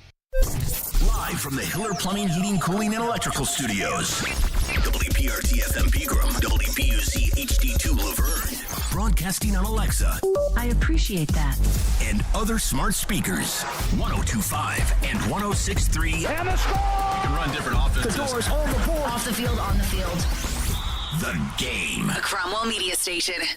mixing sports and a little bit of fun. This is fun! On your morning drive, this is Robby and Rexrode. With Robby Stanley and Joe Rexrode on Nashville's best sports talk, 102.5 and 106.3 The Game, and on the Game Nashville app. Ladies and gentlemen, it's showtime. Hour number 2, Robby and Rexrode, 102.5, 106.3 The Game. Robby Stanley, Joe Rexrode, Nick Keyser here with you on this Tuesday morning. And as we do every Tuesday morning at 7 o'clock, we welcome in our friend Caroline Fenton from Caroline, Willie, and D. Mace to the program. Caroline, good morning. How are you?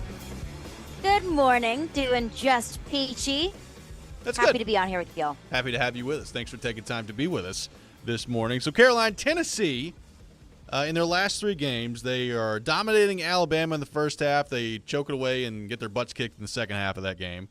Played pretty well. I've been there. Oh, yeah. We'll get to that here in just a few minutes. There's no question about that.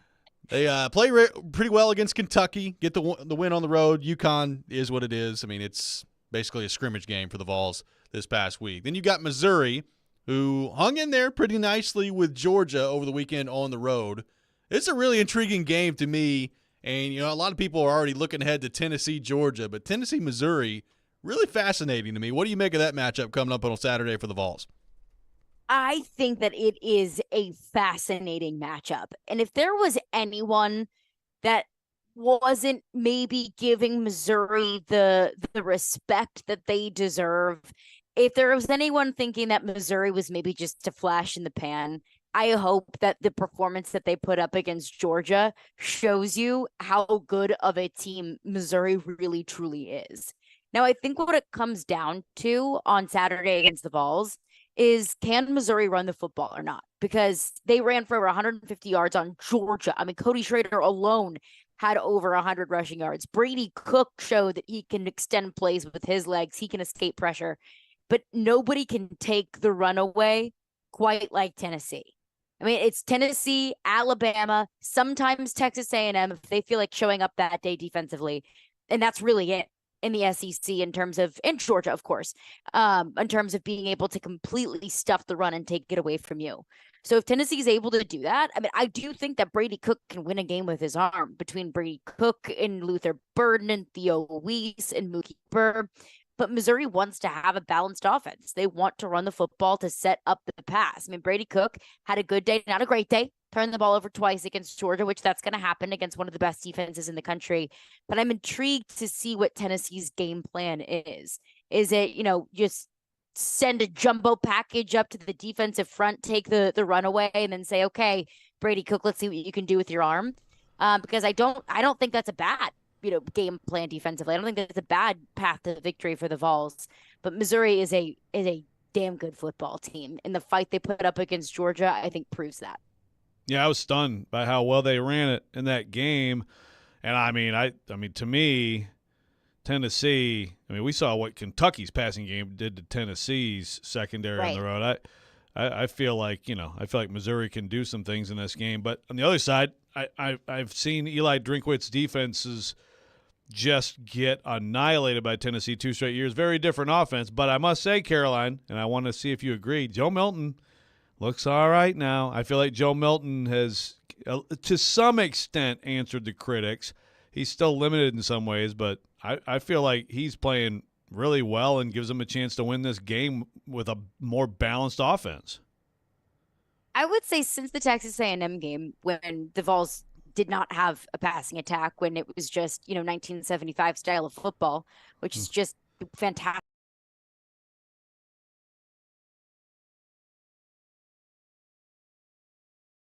Tennessee as a whole imploded in the second half. It wasn't just Joe Milton.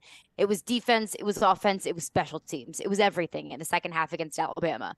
But you look at the first half against Alabama, you look at Kentucky, and then I know it's UConn, and I stopped watching that game, to be completely honest, when they went up 21-3, because the 11 a.m. slate was just too good to watch a 21-3 beat down over UConn. I watched the whole game. I have a sickness. Somebody needs to help me. Yeah, well, you're a fan. I watched all of LSU beating Army, and I think I may have been the only person in America to do that. So you get a pass, Robby. But I was like, no, Thank you. give me Texas A&M, Ole Miss. Give me Ohio State, Rutgers, even over Tennessee, UConn. But Joe Milton has been playing really well, and what I really like that they've started to do is adding more designed runs in for Joe Milton. I feel like in the first half of the season, we didn't really see that a lot. And maybe it was, the Hendon Hooker style of RPOs, and Joe Milton just elected to not run the football and just elected for the deep ball. I don't know what that is, but it feels like he's running the football more, and it's working. I mean, Joe Milton is massive. If he needs to go up one-on-one against a linebacker, I feel pretty good about Joe Milton maybe winning that battle. So he has looked really good. And I think that this is going to be, if this ends up being like a, 45-41 kind of game, it really wouldn't surprise me. And I think that style of game is really one that Tennessee or Missouri can win. So let's get to LSU Alabama, because it's a great game on Saturday. Yeah, I know. I'm sorry. Especially in the first half. I mean, when LSU drove back down the field right before the half to score there, I was like, all right, well, that's a heck of a response, and this is going to be really something here in the second half. We know what happened. Alabama took over in the second half. Jay Daniels got knocked out of the game, and Alabama wins the game. LSU drops their third game of the year. We've talked with you about this team all year. For the life of me, I can't figure out, with as much talent as they have on that side of the ball, how LSU's defense is as bad as it's been. What does it say about Brian Kelly in terms of the defense this year and what has been a disappointing season to this point? Look, full disclosure, I had LSU winning the SEC, and they're not going to approach getting to Atlanta. What do we think of Brian Kelly? Yeah, no, I know, Rob. I know. So that was a little rough on my bad. Sorry. I mean, LSU's defense, it's not just a crime against football. I think it's a crime against humanity. Truly. Pretty bad. And it's such a shame that a championships level offense and a Heisman caliber quarterback gets completely wasted on a defense that is statistically the worst in the history of LSU football. And that is 100% true. Statistically, this is worse than Bo Pelini's defense. And I've said all year long, once we learn that, hey, this offense is actually pretty good, I said, look, we don't need the defense to be elite. We don't even really need the defense to be good. Just be average. And this team has a fighting chance at getting to the college football playoff. I mean, only 2 of the last 10 years of the college football playoff has the national champion had a top 50 defense, which is crazy. But offense wins in this league. So that's really the frustrating thing. And I think the most puzzling thing, there's 2 very puzzling things to me. Last year, LSU's defense was pretty good. The secondary was little pieces that they picked up through the transfer portal, and they just had to Mod Podge into just being an effective college defense. And it wasn't just effective, it was good. Harold Perkins was one of the best defensive players in the country. You get Mason Smith back, who is a future first-round talent, and your defense regresses? I really, truly do not understand it. And look, LSU secondary, especially the cornerback position, they only had 1 returning scholarship player. So I think I and a lot of LSU fans expected the secondary to struggle a little bit, seeing as though you picked up transfers from Southeastern Louisiana and from Marshall and from Syracuse, and no disrespect to those programs, but those aren't necessarily DBU. So I expected the secondary to struggle, but the problem on Saturday night wasn't the secondary. It's not like Jalen Milroe was airing it out 80 yards a pop. No, the problem was the defensive front. When you have All-Americans and future first and second round talent on that defensive front, I truly do not understand it. And, as far as Brian Kelly is concerned, he's had really good defenses. At Notre Dame, with the exception of a couple of years throughout his tenure at Notre Dame, he's had top 25 defenses. And I don't know how you can look at the job that Matt House, defensive coordinator, is doing and say that merits getting to keep his job. Like I said, it doesn't even need to be great. It just needs to be average. It needs to be not horrendous. It needs to be not historically bad. Yet LSU's defense just cannot seem to get out of its own way. And it's not a problem of talent. It's all a problem of scheme. And it's all a problem of putting the right players in the wrong places. Why Harold Perkins wasn't spying Jalen Milroe all night is absolutely beyond me. Well, Brian Kelly needs Clark Lee, apparently. Well, maybe so. Caroline, what's your right now? Your playoff, your projected playoff right now. Who are the four that are gonna make it? Georgia. Okay, so Florida you got State. Georgia running the table. I've got Georgia running the table, but here's the interesting thing: if Alabama and Georgia both, they're both. It feels like, I don't want to jump ahead here. Feels like they're both gonna win out. They're gonna get there. Maybe not. Yep. Maybe something crazy happens. They're gonna win out. If Alabama beats Georgia in the SEC championship game, do they both get in, or do they both get left out? Because how can you leave out a one-loss conference champion? So I think Georgia gets left out. They haven't leave out Georgia. Yeah, so there is a scenario where Alabama gets in and not Georgia, which is just disgusting to me as somebody who despises Nick Saban as a coach, that they could go into the season without a quarterback and still make the college football playoff. Credit to them. So it's going to be the winner of the SEC championship game, which I think is probably going to be Georgia, but we'll see. I think it's going to be Florida State, which is kind of tricky for Florida State because I think that they have to win out. I don't think the ACC is strong enough to support a one-loss ACC team. Agreed. Yep.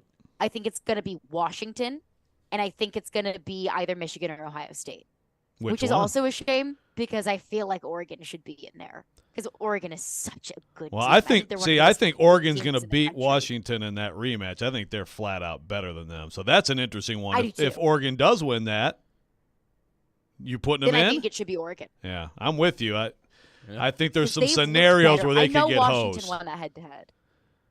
Yeah, but the neutral site game, I think Oregon might get them. We'll see what happens on that. Yeah. And then like this, if Michigan and Ohio State are both undefeated in that matchup, does the loser get left out automatically? They get their way back in? I don't know. It's going to be interesting. See, I said the thing. If Oregon beats Washington, I would put Oregon over the loser of that game, but I don't know that they will. Yeah. I would too, but I'm interested to see what Michigan looks like against Penn State this weekend. Yes. I am too. Yes, I am too. Sans Stallions. Yes. Sans Stallions. Nice. Stallions free. Stallions era. Stallions free heading into this game. He's an executive producer on this show now. Yes. Caroline, great stuff as always. Thanks for being with us, and we'll be listening at 11 o'clock. Awesome. Y'all are the best. Thank you. Have a good one. Caroline Fenton, our guest here on Robby and Rexrode. We'll look ahead to Tennessee and Missouri coming up next. Dustin from Hopkinsville already guaranteeing a Vols loss in this game. We'll get into all that. This is Robby and Rexrode, 102.5, 106.3, The Game.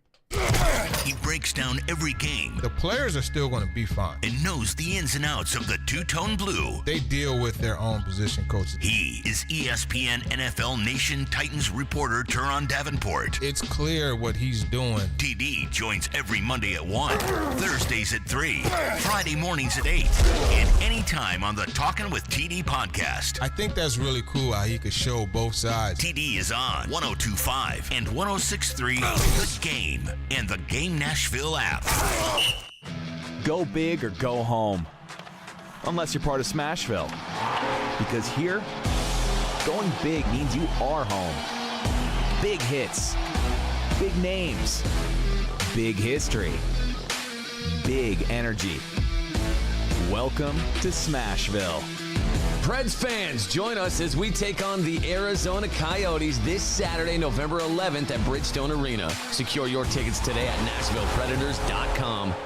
Get ready for a magical holiday experience at Belmead Historic Site and Winery. Join us for our free holiday open house Thursday, November 16th from 5 till 8 p.m. Meet Santa and Mrs. Claus, tour our enchanting mansion, and delight in holiday crafts and activities for the whole family. Treat yourself with our renowned wines and bourbon from Belmead Winery and savor foods from the Belmead Meat and 3. Let's create cherished memories that will last a lifetime at Belmead Historic Site and Winery. Only 7 miles from downtown Nashville. Reserve online at visitbelmead.com.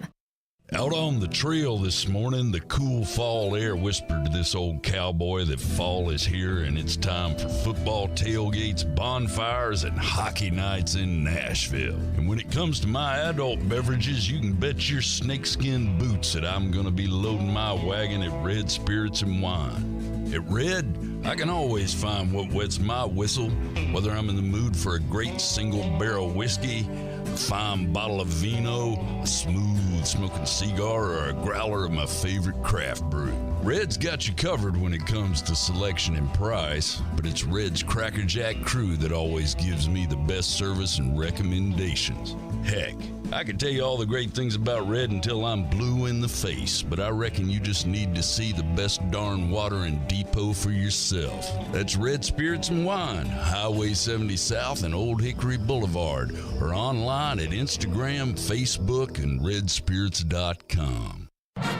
Blue Raider fans, your home for all the MTSU football and men's basketball action is on 93.3 Classic Hits and 95.1 Classic Hits in the borough. Catch the action all season long with Chip Walters on the call. Go Blue Raiders!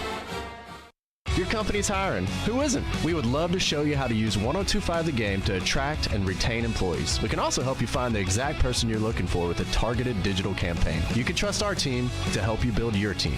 Email us at together@cromwellmedia.com.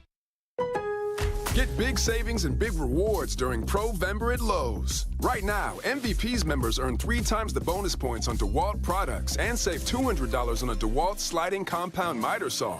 Plus, earn 3 times the bonus points on Little Giant products and save $70 on a Little Giant multi-position 14-foot ladder. Lowe's knows savings. Lowe's knows pros. While supplies last, selection varies by location. Bonus points calculated before taxes and fees after applicable discounts, if any. Valid through 11/22. Want to weigh in on the conversation? It's a brain booster. Slide into our DMs. Or just text or call at 615-737-1025. Our phone line is driven by WilsonCountyHyundai.com. You're listening to Robby and Rexrode on 102.5 and 106.3 The Game and the Game Nashville app. Welcome back in, Robby and Rexrode, 102.5, 106.3 The Game. We are live from our 102.5 The Game studio, brought to you by Hiller Plumbing, Heating, Cooling, and Electrical. Thanks to Caroline Fenton for being with us in the last segment. Tennessee and Missouri coming up on Saturday, Joe. So, obviously, these are 2 games in a row that are very intriguing for Tennessee. You've got Missouri on Saturday, which is the SEC on CBS game of the week. Next week against Georgia at home, also the SEC on CBS game of the week. So, back-to-back Gary Danielson appearances coming up for the Vols. We'll see how that goes. Yep. Well, appreciate him before he's gone, folks. That is true. Off to the Big Ten. That is true. This is a big game. Missouri has been very good offensively all year. Now, I will say I kind of fall into the category that Caroline was talking about. I wasn't a huge believer in Missouri heading into the Georgia game. I watched them play against MTSU. Quite frankly, MTSU should have won that game. I watched them play at different points this year. They did look very good against Kentucky, but I don't think Kentucky's a very good football team. I was impressed by what I saw with Missouri on Saturday against Georgia. I don't know how you couldn't be. Watching them go down to Georgia and play the way they did in Athens. So this is going to be a heck of a test for Tennessee to see where they are, how much they've improved, how much has Joe Milton improved heading into this game, because this is a game where they're going to need him to make some plays. I think if you're Tennessee, this might be a game where you have to get into the mid to high 30s in order to win it. So we'll see what happens on that front. But overall, what do you make of this matchup for the Vols on Saturday against Missouri? This is a matchup the last 2 years that Tennessee has hung up 60 on them twice. So Drinkwitz is going to be looking for some blood on Saturday against the Vols. What do you think of all that heading in as kind of the backdrop to this matchup for Tennessee and Missouri? Oh, yeah. Of all the people, again, I think Josh Heupel, I've said it before, Josh Heupel is on his way, especially if he's going to win at a high rate moving forward, being a very disliked coach at Tennessee. And Drinkwitz also is. Like, if Drinkwitz is going to win, the two of them together, very kind of, I don't know what's the word, if it's abrasive. They rub people the wrong way a little bit. I think Heupel more with just, Heupel's just going to keep throwing on you. Yesterday, I listened to Tennessee guys talk about how much trash UConn was talking in the game. Was kind of interesting. I respect it. Yeah, I mean, hey, shoot your shot, man. But Tennessee has absolutely put numbers on Missouri. Remember, 2 years ago, I think Missouri was favored at home, and that was kind of before. That was one of the first games where it was like, whoa, look at this offense. Well, they ran for running about 500 yards. Yeah, they game. ran all. I think he fired his D coordinator right after that, right? And then last year, the Vols were like, yep, here comes Joe Milton. He's just going to keep throwing bombs on you. So enjoy that, Eli. I tell you, Missouri, last year it was kind of fluky. They hung with Georgia. It was that home night game, and it was like, what the heck is this? They were a bad team. They're a good team, and they have a good quarterback. They have 2 pros at receiver. They have the Schrader kid is a load, and watching him run against Georgia was one of the most surprising things I've seen this year. I would not have guessed that at all. So, I mean, what does that mean against Tennessee? Tennessee's very good against the run. Elijah Simmons is back and healthy and playing well along with, their front.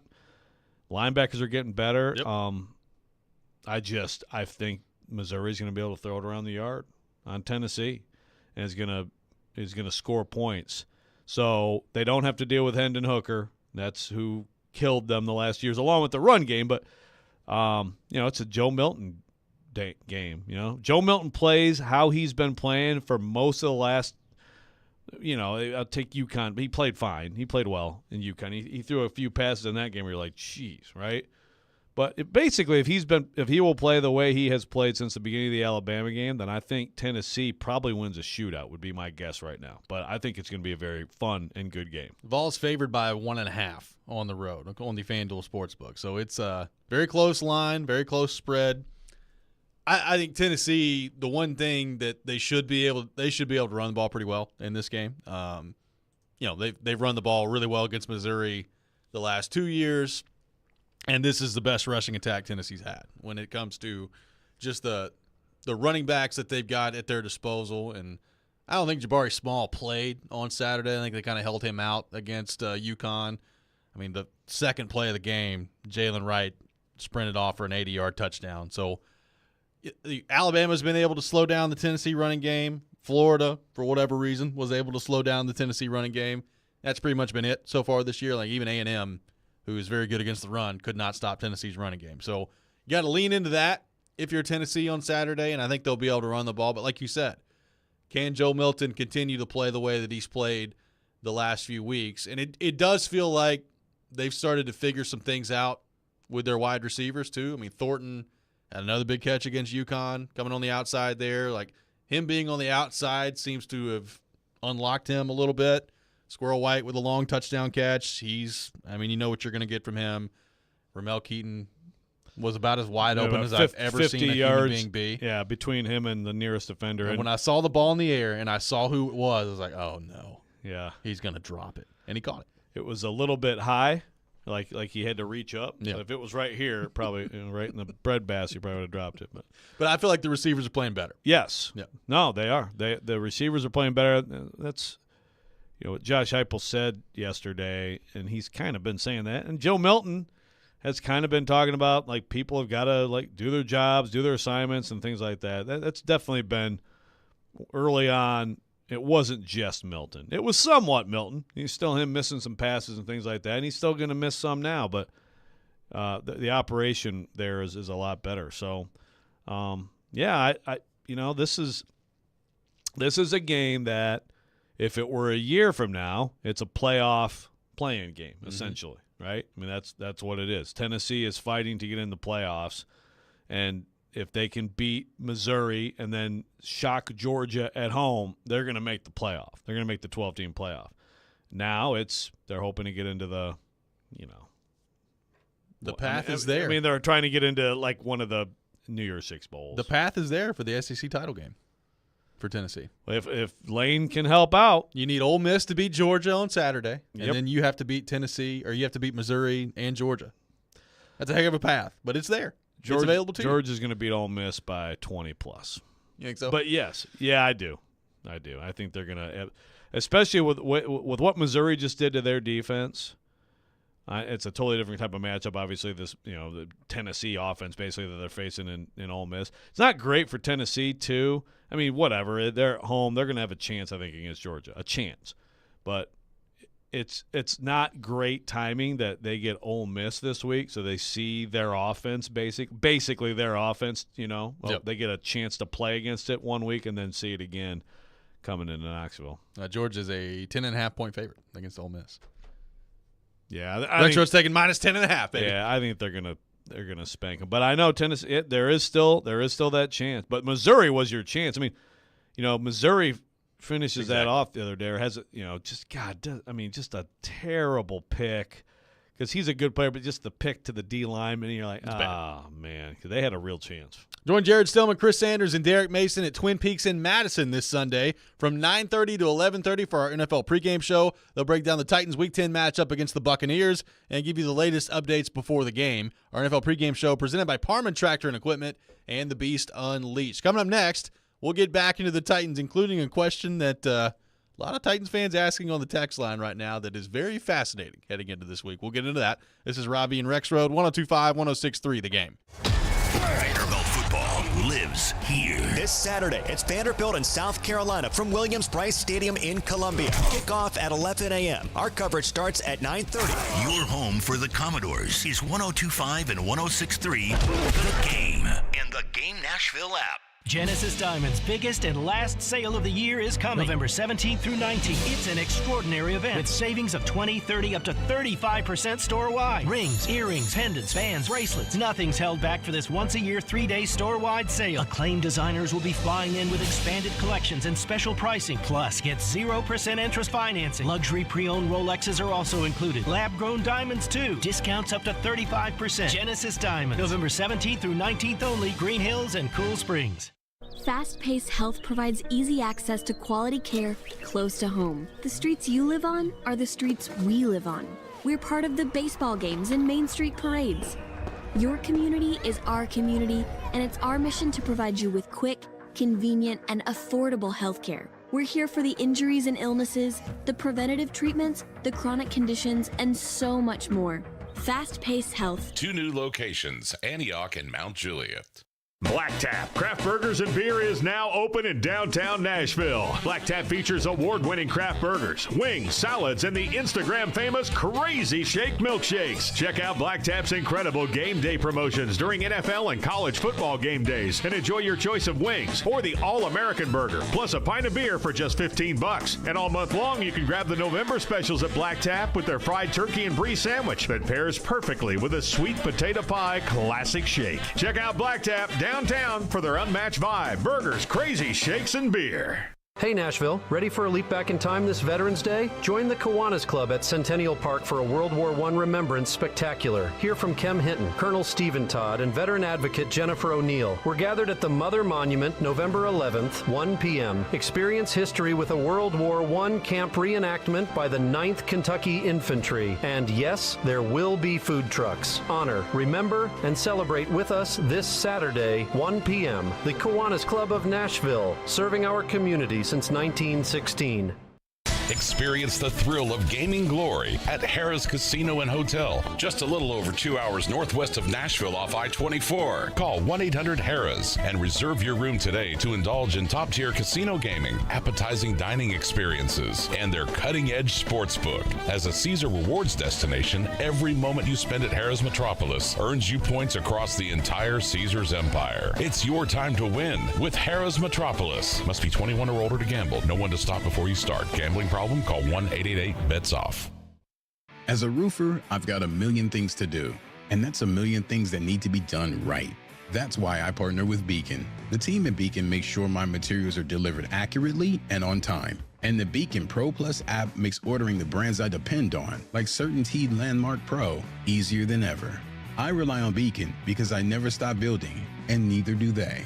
Now through November, purchase CertainTeed through Beacon Pro Plus and earn up to $750. Beacon, always building.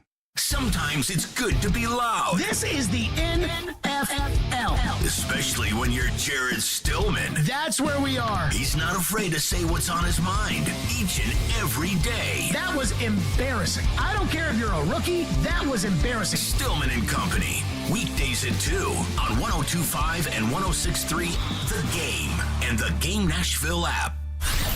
Hey Nashville, it's Max Kellerman, and you're listening to Nashville's best sports talk, ESPN 102.5 The Game. This week's Nashville's best deal is West Coast Taco Shop. Try some of the best California-style Mexican food at West Coast Taco Shop on Murfreesboro Pike in Nashville. Their burritos, nachos, quesadillas, and variety of tacos are delicious. You can go to thegamenashville.com/deals to get half off a $20 gift card while supplies last. Welcome back in, Robby and Rexrode. Taking your thoughts, 615-737-1025, our phone number. Joe got a texter that says, it's depth chart day. Titans fans will either collectively sigh in relief or grab their pitchforks for Vrabel. Talking about the quarterback decision. Depth chart day. Is it depth chart? Is that right? He talked about, he did say Tuesday. Did he say? Yeah. Maybe he'll tell us something. I don't anticipate that pay attention to the Titans. Yeah, written out depth chart. They sent out they sent out game notes yesterday. Isn't that? I think we're talking about just Vrabel though at the press conference. Okay, is he going to say something? Because I was going to say there are times where they release a depth chart, an actual depth chart. They're like, oh, what's the depth chart say? Like at the beginning or whatever, like late in camp or whatever. Right. And they do have a weekly, I guess, depth chart. So you're just saying it's Vrabel telling us the depth chart day. Correct. Yeah. Again, we'll see. Yeah, we'll see. My guess is he says we'll see how Ryan is tomorrow. I'd put that's like minus 2,000. Okay. Yeah. And the odds. Oh yeah. It's the heavy favorite. Like it's the heavy favorite that Vrabel says. Yeah, we'll see where Ryan is tomorrow. Next question. Now maybe he just wants to end it and say, you know what, Will is the quarterback. And again, I also think that Will Levis being the starting quarterback at Tampa Bay, since I'm setting odds now, is about minus 550. Okay, he's the also heavy the heavy favorite to be the starter. I think that's what it's going to be. It's just a matter of, and is that because Tannehill's not 100%? It may be. You could still put it on that. Or is it Tannehill is actually good this week and it's just they're going with Levis? It may be that too. I think one way or the other it's going to be Levis. It's just a question of will Vrabel say that or not. And then, hey, maybe I end up being wrong and it is Tannehill and, everybody duck. I'm going to tell you duck everything and cover. that I can tell you on Tuesday. See? Okay. He's going to tell us everything he can tell you on Tuesday. Is that actually, is that quote from last week? Yeah. Okay. Well, there you go. So maybe today Vrabel will come out and say, hey, we're doing this, we're doing that. Here's why we're doing this or that, and move on. Maybe. My guess is everything he can tell us on Tuesday is, we'll see how Ryan Tannehill feels. Right. That's he hasn't been on the field yet, so we'll see. Right. That's my expectation. Yeah, because today's not a practice day. They've been off, and tomorrow they practice, and tomorrow even when Vrabel talks, that'll also be before practice, so he could do that too. So you could get to like Thursday and just, I don't know, ask Will Levis, are you starting? And maybe he'll tell you. But like someone said, they got the quarterback press conference on today, right? So tomorrow. Or not today. Yeah, like tomorrow. Yeah, not today. There are two unidentified players. Yeah, could be. It could be so. But yeah. Levis and Tannehill. Yeah, exactly. We had somebody on the text line earlier like, who's going to talk? Is it going to be Willis? So Malik? That'll be his job now. He'll tell us about Tampa Bay. He'll do the quarterback presser. Everybody will have a duty in the quarterback room. Dave in Big Rock says, Ryan Tannehill is currently a better quarterback than Levis, and it makes 0 sense to start Tannehill. Both things can be true. Just from Dave in Big Rock on the text line. Yeah, I'd agree with that. I mean, I agree with people who say, like, Levis has done some things / can do some things, Tannehill can't do or as well. But, yeah. I mean, if it was a playoff game today and they're both healthy, who are you picking to quarterback your team, Ryan Tannehill or Will Levis? Will Levis. Are you? Yeah. Okay. I'd go with Tannehill. I mean, now, of course, I say that, and we all saw what happened the last time he played in a playoff game, but – I think Tannehill's, you're talking about a veteran. You're talking about a guy who is, I think, going to be a little less likely. And again, like I said, he threw 3 picks against Cincinnati, but a little less likely in a game like that to give it to the other team. But it is close. I mean, 2 really encouraging games from Levis. He's fearless and he's talented. I'm just based on what we know, right? Like we're talking 2-game sample size. I'd go Levis. That's just me. The arm talent is pretty wild. No, it's good. Watch it in person. Yeah, like it's different than what we're used to seeing out there. Yeah, it's good. I mean, and look, for the most part, he has taken care of the ball. He did really well against Atlanta. He just had the one, he about threw another one, kind of a mistake. But But, the last game, there were a few where you're like, you kind of lucked out until the very end when he finally threw the pick. So Robert says, odds Vrabel says he's going to rotate all three. There you go. Well, we hadn't thought about that. Yeah. Mike? You just never know what we might get from Vrabel today. Will Tannehill be the backup, or will it go to Malik Willis? Is Tannehill about to be demoted to third string? Well, the funny thing is, Tannehill. In theory, he could be your. Technically speaking, you're an active third quarterback. He could right? be. It could be. Moving forward. Let's go to our 102.5 The Game phone line, driven by WilsonCountyHyundai.com. And welcome in Adam in Portland. Adam, good morning. Thanks for calling in. Hey, man, do you remember LeBron's decision? Vividly. How number one, that was so lame, and, the whole thing was super cringy. I think this is, could be, a lamer version of that, Vrabel's decision today. And every day. Got Jim Gray coming out? Exactly, man. Promote it and – Will is taking his talents to Tampa.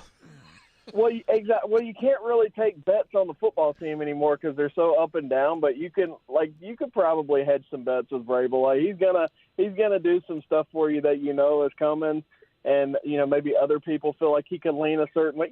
Having unnecessary faith in him, so they'll start hedging. But yeah, I think that would probably be one way. Also, Joe, you just said something that kind of triggered me.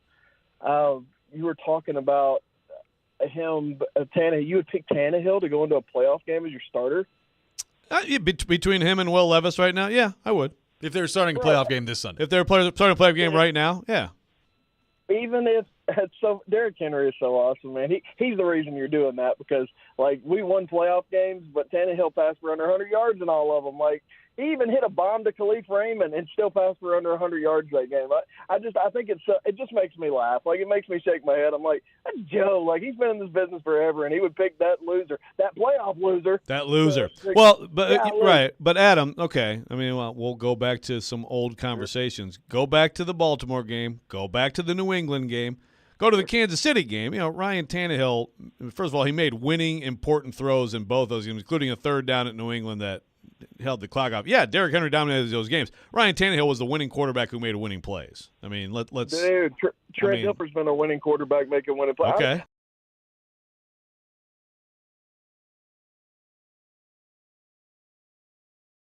I don't think Tannehill. I don't think he's an awful. Listen, I don't think he's an awful person. I don't think he's a horrible player. I just think he's super overrated here, man. If you tied yourself, you as you are, an older guy. You could go play quarterback with Marshall Faulk as your running back and probably have some success. I just look at it like that. Or Barry Sanders, whoever you want to put back there. Derrick Henry is that special. Anybody can play quarterback for this team. Now imagine. Right, so you saw Malik Willis doing it, right? Except for Malik. He doesn't count because he shouldn't be playing quarterback for anybody. But, he had opportunities. He just missed the throws. But I'm saying, you have a real competent, young, strong-arm quarterback who's making plays. Now imagine what happens. I almost think I got to get off the radio. You almost imagine Derrick Henry has to get another contract, right, just to see where it could go with this kid. That's what I feel like, man. Thanks for the call, Adam. We appreciate it. Also, Derrick Henry missed the second half of 2021, and the Titans still got the 1 seed. Defense, running backs playing well, but A.J. Brown. Yeah, A.J. Brown, absolutely. But Tannehill was the quarterback then. He was. Look. Hey, Adam's a Tannehill hater, and that's fine. And you will soon get to say goodbye to him. But I think he's underrated, if anything, here, and will be. I think his time here will be underrated because he thinks he's super overrated. He's second greatest quarterback in Titans history. Yeah, but that's fine. You're getting your way, Tannehill haters. Let's go back to our 102.5 The Game phone line. Welcome in Josh. Josh, good morning. Thanks for calling in. Oh, boy. This is a Stillman level take right here. Tannehill over Levis. I don't know if the Titans have you on payroll or if yes. Tannehill. Yes, the Titans want me to say that. Yes. It's blasphemy. What did you say? What did you do with your hands when you said it? My question. Yeah, that's a good question. I think it's a little bit warm of a take that you take Levis. I would. I think that's a little bit warm. Not quite a hot take. But it's a little bit warm. a Stillman level take that you would take at Tannehill? Is that a Stillman level? I don't know. I don't think it's a Stillman level take. It's a good debate. I mean, it's an interesting debate. I mean, Levis has played well for 2 games. He's a rookie. He's a rookie who's played well for 2 games. I mean, you guys act like Tannehill is just awful, you know? And I know, like, fine, you're ready to move on from him. That's all fine. But, like, how does that happen where people dislike a player so much that they never see the plays he makes? I don't know. P.J. Walker out there, man. Tannehill, look, if Tannehill's going to play like he did at New Orleans, then I don't want that. No. But I still don't know. I mean, Levis is, it's 2 games. So you going Tannehill starting Sunday against Tampa Bay? No, not at all. I'm just playing. No. I think no. Yeah. Very different argument. I agree, and I don't think we're going to see that. Although if we do, this radio program is going to be fun to listen to. We will have no shortage. We won't have to go back to. We haven't talked at all about the Vrabel trade today. Yeah, we've not. We still have time. We have to go back to that. 615-737-1025, our phone number. Coming up next, it's time for the Rex Rant with Joe Rexrode. You can check it out every morning at 7:45. This is Robby and Rexrode, 102.5, 106.3, The Game. We are Nashville's best sports talk, live and local from 6 a.m. to 6 p.m. When you want the national Hey. I got this. I'll take it from here. Okay, go ahead. Dying to hear this. We have the best national voices that you'll find anywhere. Who was more deserving of being thrown from their game? I'm odd, so I get the odd picks. They have a new coaching staff. It's not a bad scenario for them. We are 102.5 and 106.3 The Game. And 94.9 The Fan.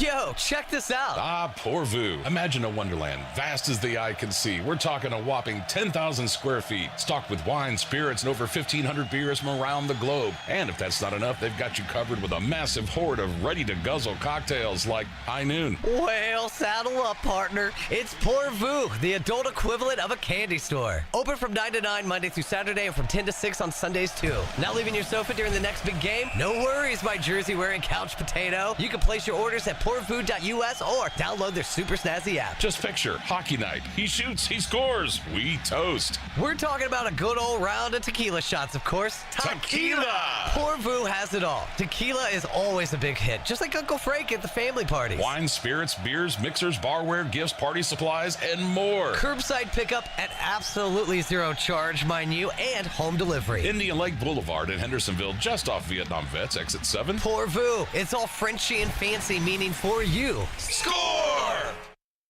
Dell's Black Friday event is their biggest sale of the year. Shop limited time deals on laptops like the stylish, innovative XPS 13, engineered to do it all on the Intel Evo platform. Plus, save big on ultra-sharp monitors and top brand accessories. Shop now at Dell.com/deals to take advantage of financing options and get free shipping on everything. Again, that's Dell.com/deals for huge savings today.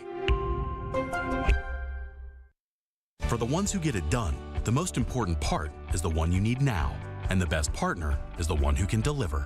That's why millions of maintenance and repair pros trust Grainger, because we have professional-grade supplies for every industry, even hard-to-find products, and we have same-day pickup and next-day delivery on most orders. But most importantly, we have an unwavering commitment to help keep you up and running. Call, click Grainger.com, or just stop by. Grainger, for the ones who get it done. A lot of schools talk about training the cybersecurity workforce of the future, but do they really deliver? My Computer Career has been supplying the IT workforce with thousands of skilled, certified pros for 15 years. Train with the experts in support, networking, or cybersecurity and start your career in months, not years. Upskill even faster. On campus or live online, qualified students may get financial aid, including the GI Bill. My Computer Career. Accredited, acclaimed, effective. Take the free career evaluation at mycomputercareer.edu.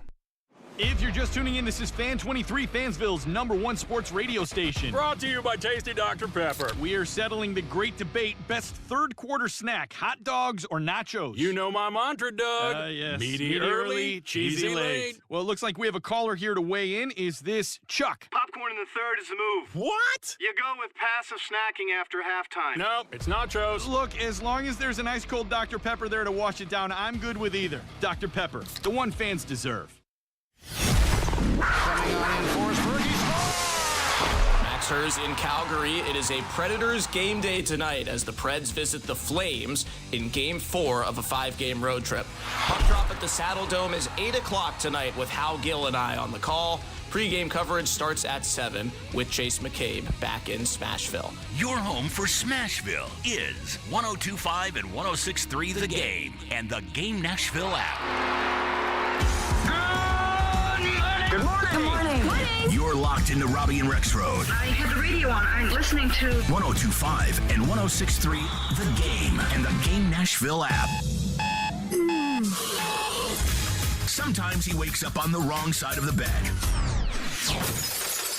And sometimes he's just, well, Joe. Awkward moment, let's do it. This is the Rex Rant, now on Robby and Rexrode. You know, obviously they made some plays. We had a hard time staying in front of them at the end of the day. I'm just sick and tired of our guys getting smashed down there. Smashed! We'll get ready to play Tennessee. We were incredibly outmanned at the end. Had 4 guys on the bench in foul trouble. Joke! It is that time of the day, time for the Rex Rant with Joe Rexrode. You can check it out every morning at 7:45. It is college basketball season, which means that there could be another explosion from Bruce Pearl coming at some point. Who knows? That reminds me. I don't know if there's been obviously a lot of Bobby Knight stuff out there. Man, there was this one from like his coach's show. Did you see that? Oh, yes, one? I've seen it. Where he just loses it talking about them like getting out rebounded or something like that. Yeah, that made that Bruce Pearl thing seem like small potatoes, but we can't. Well, I mean, we can play it. We play that one. You have to bleep the heck out of that one. All right, you guys have made me change course here. Okay. I mean, the Tannehill thing. All right. Is this how it's going to be? I mean, so did I do this? No, I mean it's fine. I'm a little surprised. I am a little surprised that you would go with Levis in a playoff game today. But fine. I mean, that's fine. But the idea that like going with Tannehill is some crazy idea. So look, let's go back to the AFC Championship game. If anybody remembers, it was 17-7 Titans. They had 3 possessions, and they went right down the field once, twice, 3 times. They had 2 fourth-down conversions, Tannehill to Adam Humphries. That helped that. He ended up 21 for 31, 209 yards, 2 touchdowns. Yep. A 108 rating. He was not at all the problem in that game. The Chiefs did a great job against Derrick Henry. He had been dominating the playoffs. He had 19 for 69. But basically, that game was lost on a ridiculous Patrick Mahomes run at the end of the first half that put them up 21-17 after the Titans had dominated a lot of the first half. And then the Titans did a great job for the most of the day on Kelsey, on Tyreek Hill, and Sammy Watkins killed him. He was that third guy. Think about that Chiefs offense back then. They also had they still had Hardman and DeMarcus Robinson and stuff like that, but they had Sammy Watkins as their third weapon, to go with Tyreek Hill and Travis Kelsey. Yep. That game was lost defensively and won offensively by the Chiefs. Ryan Tannehill was good in that game. The Titans couldn't keep up with them. He was not the problem. He made winning throws against New England. He made winning throws against Baltimore. He didn't have big numbers. He had a terrible playoff game, and I think that's going to completely change how people remember Ryan Tannehill. And look, we all were pretty much saying the same thing after that. It was a terrible performance. But Yep. I think people are really like I feel like Tannehill's on his way to just being discarded and remembered like Mariota. And I'm not trying to be a Mariota hater like you, but there's a huge difference between them. And one of the best eras of Titans football, an era of a few years, had to do with the switch to Ryan Tannehill at quarterback. The trade for Ryan Tannehill, the switch to Ryan Tannehill. Yes, Derrick Henry was a star, but guys, is this really? I mean, does Adam speak for just a small group of people, or can y'all recognize this? Well, 2 things can be true, and this is kind of how I view it. I think Tannehill has regressed. I think that he is not the same player that he has been. I agree with He's that. not as mobile as he used to be. All those things, and that's partly why my answer is what it is when we're talking about Levis. Now, having said that, I do think he is clearly the second best quarterback the Titans have ever had since they moved to Nashville. As you said, the the run of success that they've had, from the AFC title game to winning the division the next year for the first time they had done that in forever. The next year after that, they're the 1 seed, back-to-back division winners, and then things started to go downhill after that. I think, that 3-year run was the best football we've seen around here since the McNair and Eddie George days, and that's what it was. It was the best stretch of football that we've seen around here since Steve McNair and Eddie George were playing for the Titans. So, and Tannehill was a big part of that. So, I think everybody should recognize it. Look, it's time to move on. It's time for Will Levis and his era to begin, while also recognizing that Ryan Tannehill deserves to be remembered as a really good quarterback here with the Titans. I think all those things can be true at the same time. Yeah, and a lot of people in the text are saying, yeah, a few years ago I would like Tannehill in that form. I'd take him over that, and that's fair. I mean, I do agree that Tannehill doesn't look as athletic, looks like he's been battered, and he has been battered. Doesn't look as effective. I mean, he's still, like, you look at how he threw the ball, in the Chargers game, how he threw the ball in the Bengals game. I mean, I would still argue, that he looked pretty good. Looked like a pretty good starting quarterback in those games. He had no chance in the Cleveland game. Then he gets hurt. I think it's an interesting discussion because of how good Will Levis has looked. So I'll acknowledge that. But the idea that going with Tannehill, again, in a playoff game, you must win this game right now. Well, in a playoff game that we're talking about hypothetically that begins today. Right. You must win this game right now. Right. I mean, I would think that all those years of experience and all the time spent on the field against every possible look in every possible situation would be an edge for him over Levis. Yeah, I mean, I don't think you're crazy to have that opinion at all. I do, when you get to the end of this, and Tannehill moves on after this year, which is going to happen. I do hope that Titans fans acknowledge what he did here, right? I mean, it wasn't perfect. He wasn't an elite player, although I will say, 2019, 2020, he played the position not as well as you can play it, but pretty darn close. Like, he's pretty darn good. Just go look at the numbers when he took over at quarterback in 2019. And the next year in 2020, he played at a Pro Bowl level. So I hope that there's some acknowledgement of that when it's all said and done here. And I think there will be. Yeah.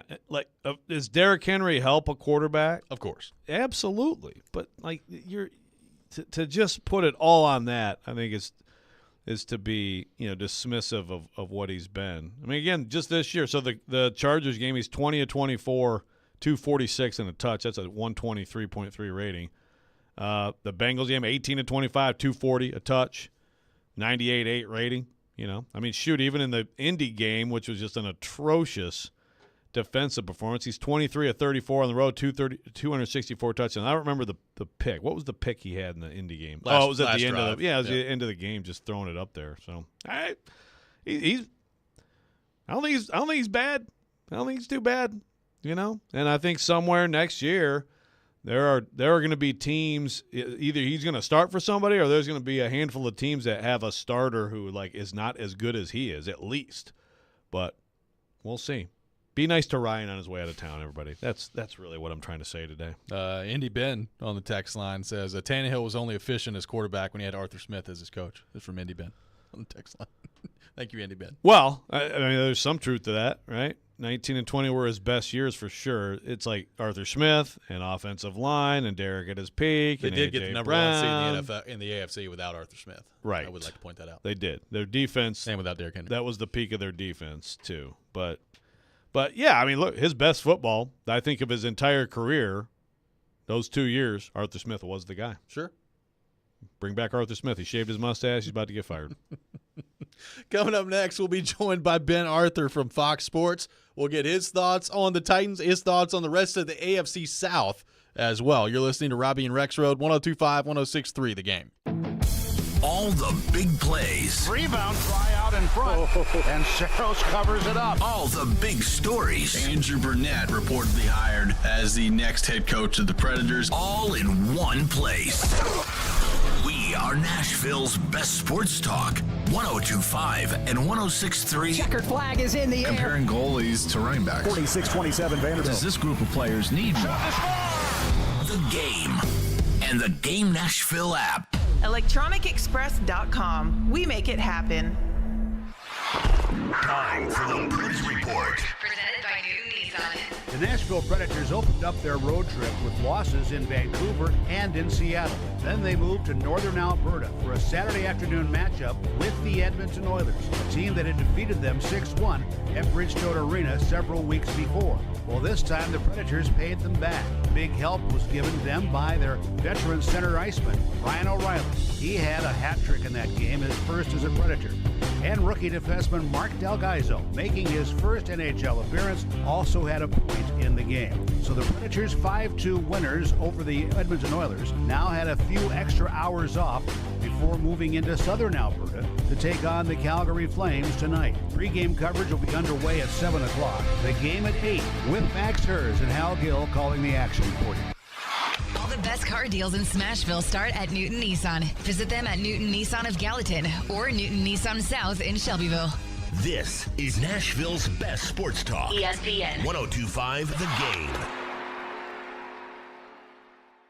It's the Electronic Express Black Friday Savings Marathon. Every Sunday means hot new deals. Get the gifts you want and save up to 50% throughout the entire store. Get the Samsung 75-inch 4K TV only $649, plus other hot deals. At Electronic Express, dream big, pay small with up to 36 months free financing on items like a Samsung French door refrigerator only $13.99, or an Acer laptop now only $199. Shop the Black Friday Savings Marathon at Electronic Express. We make it happen. When Genesis Diamonds has a sale, you know it's the real deal. And it's happening November 17th through 19th. Our final store-wide sale of the year with deep discounts up to 35% off. This is the big one. The one where they break all the rules. Plus, Genesis selection is nearly double. With designers flying in their entire collections. All on sale. This is the last and best jewelry buying opportunity of the year. Luxury pre-owned Rolexes included. Lab-grown diamonds on sale too. Save up to 35% and get zero interest financing. November 17th through 19th at Genesis Diamonds, Green Hills, and Cool Springs.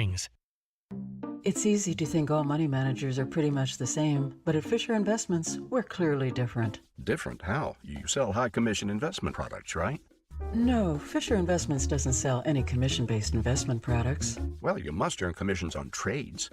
Nope, never at Fisher. We're a fiduciary, obligated to act in our client's best interest. It's the highest standard of care for a financial advisor. How do you know what's in their best interest? We get to know our clients and then tailor a portfolio based on their goals and needs. But you probably sneak in some hidden and layered fees. No, we have one transparent management fee structured so we do better when our clients do better. Wow, you really do look out for your clients. That's because our top priority is helping them achieve a comfortable retirement. It might be why most of our clients come from other money managers. Visit FisherInvestments.com to find out why investors like you switch to us. Fisher Investments. Clearly different money management. Investments and securities involve the risk of loss.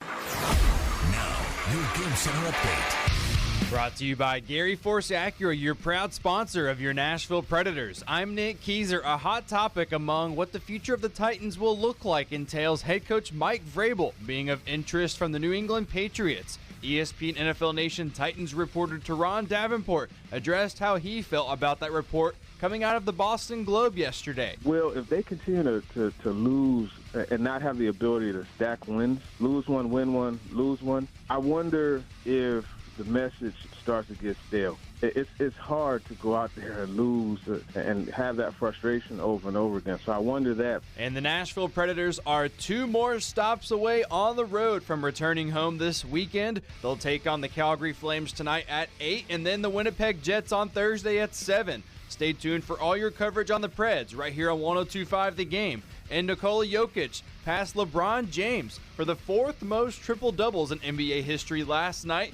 and did so in 813 fewer games than LeBron James did. Jokic now has 108 triple-doubles in his career. You're listening to 102.5 and 106.3 The Game. Live from the Hiller Plumbing, Heating, Cooling, and Electrical Studios. WPRT-FM Pegram, WPUC HD2 Laverne. Nashville's exclusive home for the Nashville Predators. 102.5 and 106.3. 79-52 Vanderbilt. I think he's got a coach shot by Cheryl. You're going to see more moves. The Game. A Cromwell Media Station.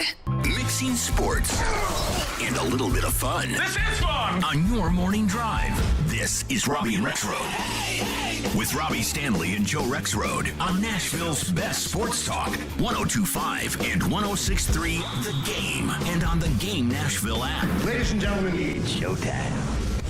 Final hour, Robby and Rexrode, 102.5, 106.3 The Game. Robby Stanley, Joe Rexrode, Nick Keyser here with you on this Tuesday morning, talking some Titans football and the AFC South. And to help us do that, we go to our 102.5 The Game phone line, driven by WilsonCountyHyundai.com, and welcome in our friend Ben Arthur, Fox Sports AFC South reporter. You can find his work on FoxSports.com and the Fox Sports app. You can also follow him on social media at Ben Y. Arthur. Ben, good morning. How are you?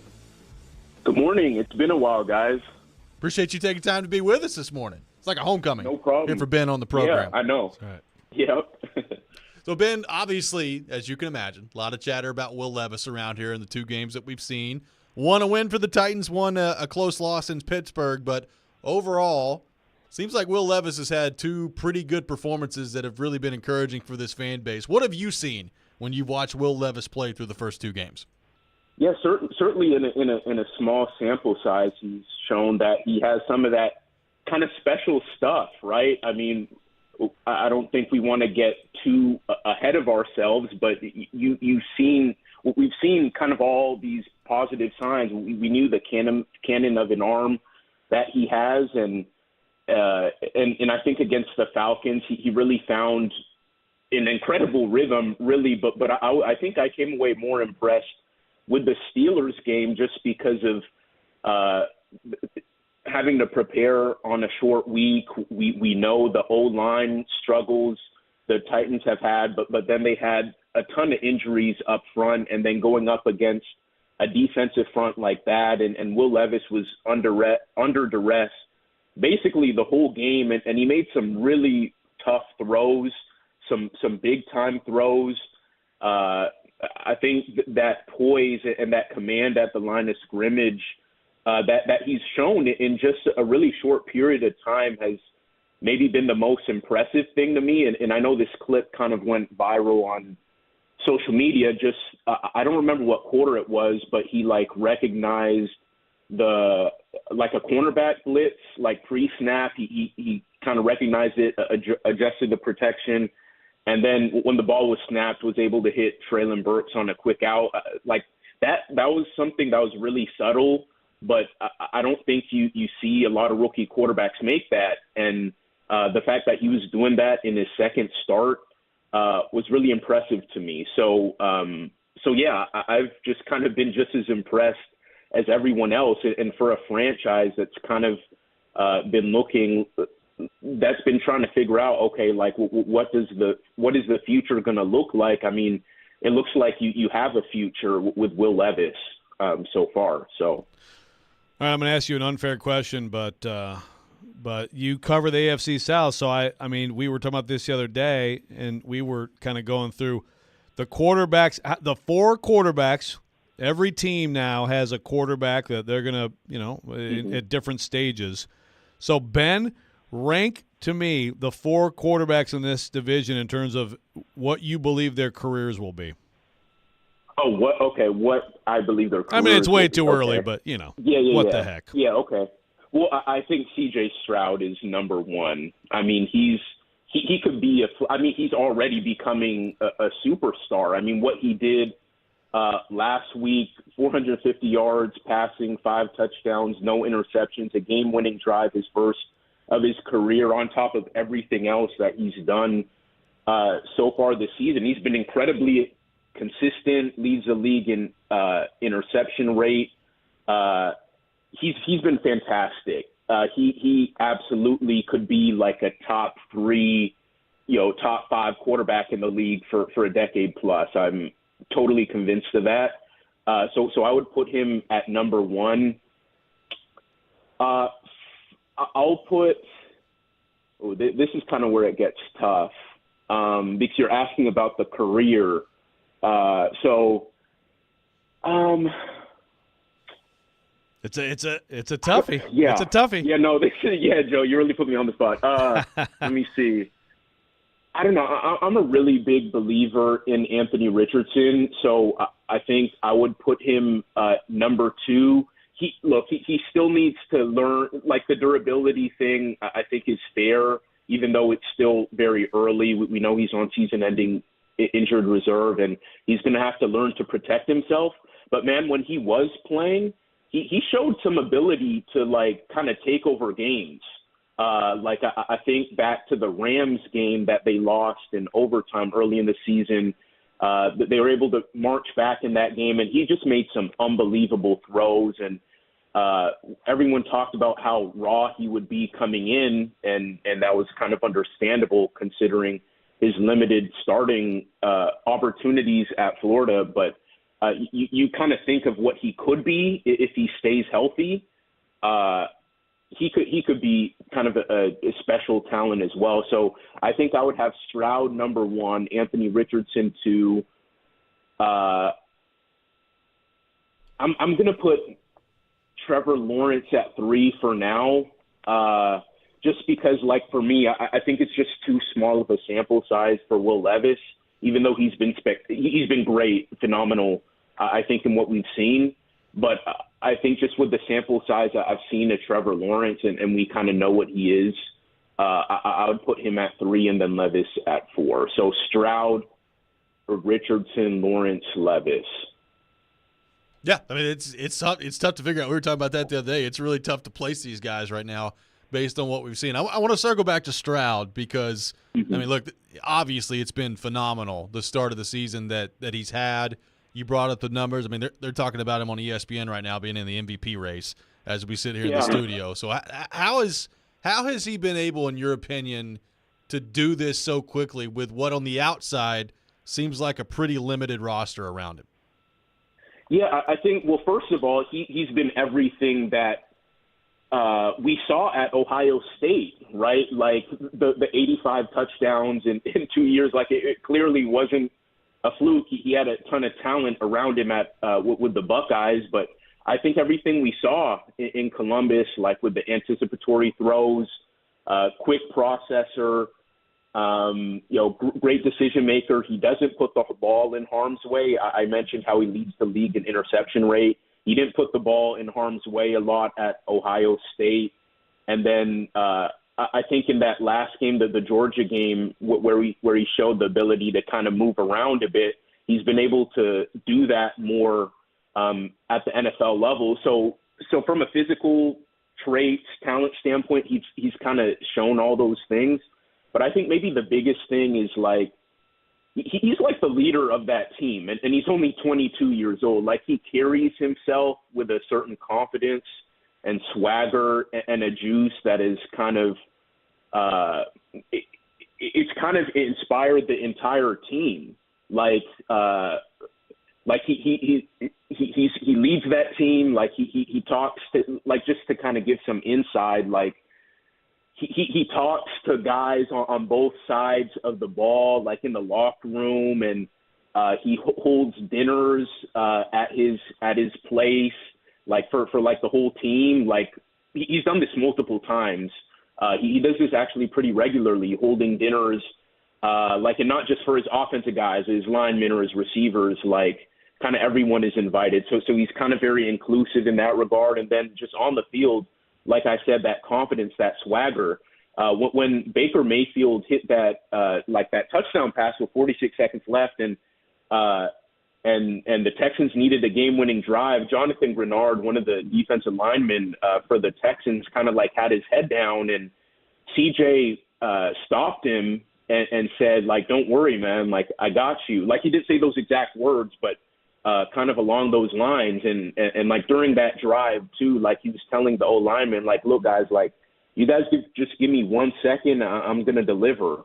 And so it's like it's his play, right? But it's also the leadership, the swagger, the confidence, and the messaging that I think has really enabled him to not only play so well, but have everyone around him believe in him. And if you kind of remember, like, people thought like he had somewhat of an average supporting cast, and all of a sudden his receivers look like phenomenal. Like he's those, you have to give credit to those guys, but I think it's also how Stroud has empowered them as well.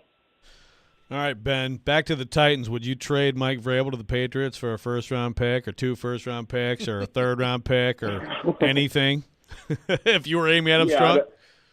I don't know about all of that. I mean, I know how they value Mike in the Titans organization, like just from the top, just kind of what he's kind of meant, like, for the culture of that team from the time he's gotten to Nashville in 2018. So I don't know if that's, I mean, right, but that's something we've seen, very rarely in the NFL, in terms of getting coaches for picks, like doing those kinds of swaps. And so I don't know how many legs there are to that. I mean, we know the Titans could certainly use draft capital, and the way things have gone, right, the last year and a half between the 7-game losing streak at the end of last year and how things have gone this year, like, you think, okay, maybe the Titans need a change in messaging. I don't know if the Titans are quite at that point yet. Like, I feel like we kind of knew coming into this year that it was going to sort of be the end of this iteration of the Titans, and maybe the Titans in-house, they believe that they could maybe contend this year, but I was never kind of in that camp, and I know a lot of people were kind of in that camp as well. So yeah, I, long story short, like, I don't know if we're quite at that point. But from what it seems like, that the Patriots hold him in high regard for obvious reasons, and if it's on the table for Amy Adams-Strunk, you certainly have to consider it. But right now, I don't know. I don't know if I'm quite there. If that kind of makes sense. Well, Ben, really appreciate you taking time to be with us this morning. Thanks for your insight, and we'll talk to you soon. Sounds good. Thank you, guys. Absolutely. Ben Arthur from Fox Sports, our guest here on Robby and Rexrode. We'll continue the conversation on the Titans and the AFC South. We're going to rank the coaches coming up next. We've ranked the quarterbacks. Yeah, why not? Let's get to the coaches. We'll take your thoughts on that as well. 615-737-1025. This is Robby and Rexrode, 102.5-106.3 The Game. Genesis Diamond's biggest and last sale of the year is coming. November 17th through 19th. It's an extraordinary event with savings of 20, 30, up to 35% store-wide. Rings, earrings, pendants, bands, bracelets. Nothing's held back for this once-a-year, 3-day store-wide sale. Acclaimed designers will be flying in with expanded collections and special pricing. Plus, get 0% interest financing. Luxury pre-owned Rolexes are also included. Lab-grown diamonds, too. Discounts up to 35%. Genesis Diamonds. November 17th through 19th only. Green Hills and Cool Springs. Come try Calabria Brick Oven Pizzeria. Their pizza is cooked to perfection, but that's not all they're known for. Try one of their delicious appetizers, salads, fresh calzones, and they have a full bar and dessert. Calabria has been a Mount Juliet staple for 7 years now and has a new location in the heart of Goodlettsville off Long Hollow Pike. Come join the family at Calabria. After all, life's too short to eat bad pizza. Penalty Box Radio Live is back. Join Alex Doherty and Sean Smith every Wednesday night at 7 p.m. for a full hour of local hockey talk, full analysis of the Nashville Predators. Honest hockey talk like you've come to expect from the Penalty Box Radio brand over the years. Penalty Box Radio is back home on 102.5 The Game for the 2023-2024 hockey season. For more, check them out at penaltyboxradio.com. Actor Portrayal, based on a real patient experience. I'm Mike. I'm a husband, proud father of 2, work my butt off 6 days a week, some nights too. When my family or my company needs me to make it happen, I make it happen. But a few months ago, I started having trouble making it happen, in the bedroom. I tried some pills online, but they didn't work. Honestly, I thought about throwing in the towel on my sex life, but I'm not that old. I still want to enjoy intimacy with my wife. Like that poet said, I don't want to just go gently into that good night. So I went to the Tennessee Men's Clinic in Franklin. Got some lab work done, was prescribed some meds, and wow, it made it happen. I can't say enough about them. Their providers took care of me, followed up, and made sure I had a treatment plan that actually works. It's awesome. If I were you, and you're like me, I'd give them a call today, 615-208-9090, or go to TennesseeMen'sClinic.com. If you're like most guys, they'll make it happen for you too. Visit our website to learn more, including side effects. Treatments extra. Results vary. Finding great candidates to hire can be like, well, trying to find a needle in a haystack. Sure, you can post your job to some job board, but then all you can do is hope the right person comes along, which is why you should try ZipRecruiter for free at ZipRecruiter.com/free. ZipRecruiter doesn't depend on candidates finding you. Its powerful technology identifies people with the right experience and actively invites them to apply to your job. You get qualified candidates fast. So while other companies might deliver a lot of hay, ZipRecruiter finds you what you're looking for. The needle in the haystack. 4 out of 5 employers who post a job on ZipRecruiter get a quality candidate through the site within the first day. ZipRecruiter, the smartest way to hire. And right now, you can try ZipRecruiter for free. That's right, free. Just go to this exclusive web address, ZipRecruiter.com/free. That's ZipRecruiter.com/free. ZipRecruiter.com/free. Anyone want to tell me what happened? Did you miss any of today's show? It's okay. It's fine. Don't worry. Subscribe to the Robby and Rexrode podcast on Apple, Spotify, and other podcast platforms, or by going to theGameNashville.com. All right, I'll give it a shot. You're locked into Robby and Rexrode. Every morning, first thing. On 102.5 and 106.3 The Game and the Game Nashville app.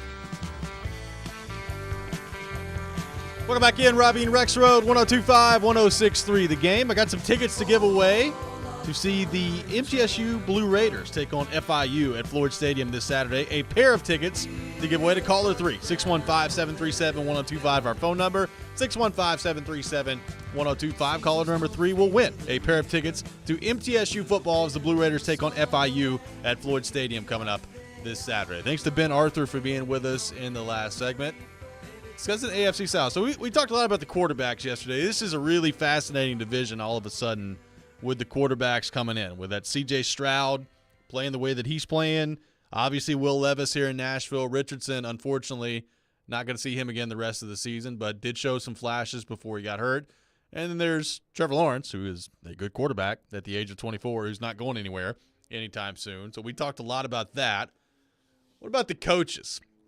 Looking around, you got Shane Steichen coming in with Indy, obviously Vrabel here in Tennessee, Doug Peterson with the Jags, who did win a Super Bowl with Philadelphia, and now DeMeco Ryans coming in. The early return's looking pretty good down there in Houston with him as well. So how would you rank the coaches, looking at what we know about all these guys so far? Well, I think there's two different ways you can look at this. There's a very simple way, which is just rank them by achievement. It's Peterson, Vrabel, and the other two are tied for third. Correct. That's it. I mean, Peterson's won a Super Bowl. Vrabel's been in the AFC title game. The other two are new. But I think the better ranking is ranking who you would take. You know, you are an owner of a team. Right. Which of these, in order of who you would hire to lead your franchise for the next decade, who would you hire? And now, again, it's tough because just like with Will Levis or these quarterbacks, some of them have a very small sample size. In that case, that's tough because I think you could make a case for Vrabel number one, for sure. But also, honestly, my top two, I think, are Vrabel and DeMeco Ryans. And you know what that makes me is someone who I guess likes motivational defensive coaches over offensive coaches. Yep. And I don't necessarily think that way because I do buy into what we talked about yesterday, which is if you have an offensive coach where the offense is his baby, then you don't have to worry as much about losing your OC and then having to go find the next OC and all that, right? Very important. I mean, that's the people that get hired at a much higher rate in the NFL right now to be a head coach, to be head coaches are the offensive coordinators. But, yeah, I think I would go – It's just so limited, but I really like D'Amico Ryans. I think that's – I mean, all of it, like Stroud deserves all the credit he's getting, but I think there's a lot of things there that are immediately positive that have helped him too. I'm going to go Vrabel, Ryans, Peterson, Steichen. It's not a new thing on Ryans either. Like people in San Francisco have been raving about D'Amico Ryans for a long time. Yeah, and I want to go him, but like Vrabel, I think track record gets a little bit more into it. That's why I go Peterson over Steichen too, because Peterson has a track record, and Steichen has been a nice start too. I like him. I mean, I think it's clearly an upgrade over Reich, and I think it's promising on that front too. That's the thing. This division looks good in terms of the quarterbacks, as we've talked about, but I think it looks good in terms of the coaches, too, until the Titans trade Vrabel. I mean, I think I would still go Peterson from the standpoint of I still believe – we've talked about this before. I think his Super Bowl with Philadelphia, winning one with Nick Foles as your quarterback, I think it was the greatest single-coach game I've ever seen. Yeah. I think it was the greatest coach game I have ever seen somebody pull off in the NFL. And look – he's not that every time, and he's got flaws, and all these guys have flaws. But I do think he's done a really good job coming into what was a horrible situation, by the way. Yes. And I know that they had Trevor Lawrence on their roster, and you've got the quarterback, so you can figure a lot of things out after that. But he did inherit an absolutely terrible situation in Jacksonville, and he had them win the division last year in his first year. They're 6-2 right now. I think I'm with you, and like I don't put them in the same category as Kansas City and Cincinnati and probably Baltimore as well. But they are 6-2. They're pretty darn good. I'd go Peterson 1. I'd go Vrabel 2, Ryans 3, Steichen 4 would be how I'd do it. Okay. Yeah. I have no qualms about Peterson being 1. That's the thing. I mean, I guess Steichen's going to be – and again, it's not like – I think he's pretty good too. Yeah. I mean, I think Ryans is just – Ryan just seems like he's got a really good demeanor as head coach. And look, the San Francisco being on that branch has been pretty good. I mean, for the most part, it's been pretty good. So, but I mean, it's a promising division from a coach and QB perspective for sure. I mean, this is actually, right now the AFC North has all the teams in the playoffs, but maybe someday that'll be the AFC South. Maybe so. Ben on the text line says, using the past, I would put Mike first or second, but only using the current information, I would put him fourth. So overall third. That's a lot of numbers that Ben has thrown out on the text line. But again, it's like the question is who would you hire to lead your franchise? To lead the franchise. Again, if you're going on the past, then I think Peterson's got to be first. He clearly right? won. Yeah. He has to be first. He's the only guy with a ring here as a coach. But who would you want to lead your franchise? And the thing is, like, Steichen, he is fourth for me because I like what I've seen, but it's so early. Well, and he comes from Philadelphia, and obviously he was the offensive coordinator, right? But like Philadelphia doesn't look like they've missed a beat without him, and I'm not sure San Francisco has either. I'm just saying, like, part of why he was hired was what he helped do with Jalen Hurts with Sirianni, and they were, obviously Indy knew when they hired a new head coach that they were going to be drafting a quarterback, whether that was Anthony Richardson or whoever. It ends up being Richardson, and that's the hope for Steichen is he comes in and is able to do with your young quarterback what they pulled off in Philly with Jalen Hurts. Right. So we'll see. Andrew says, will Vrabel continue to build teams around the running back? If so, he's not my top coach. He's building a team around a guy on the field in 2-minute drills or when you're behind makes zero sense to me. Yeah, I just don't understand. Like, again, I get, like, if you followed the Titans in Vrabel's first year, Derrick Henry was like his number 3 running back in the Patriots game, which, you get, like, a lot of people would knock him for, but like he wasn't. Who was playing over him? It was Fluellen. Yeah, and then David Fluellen tore his knee up in that game.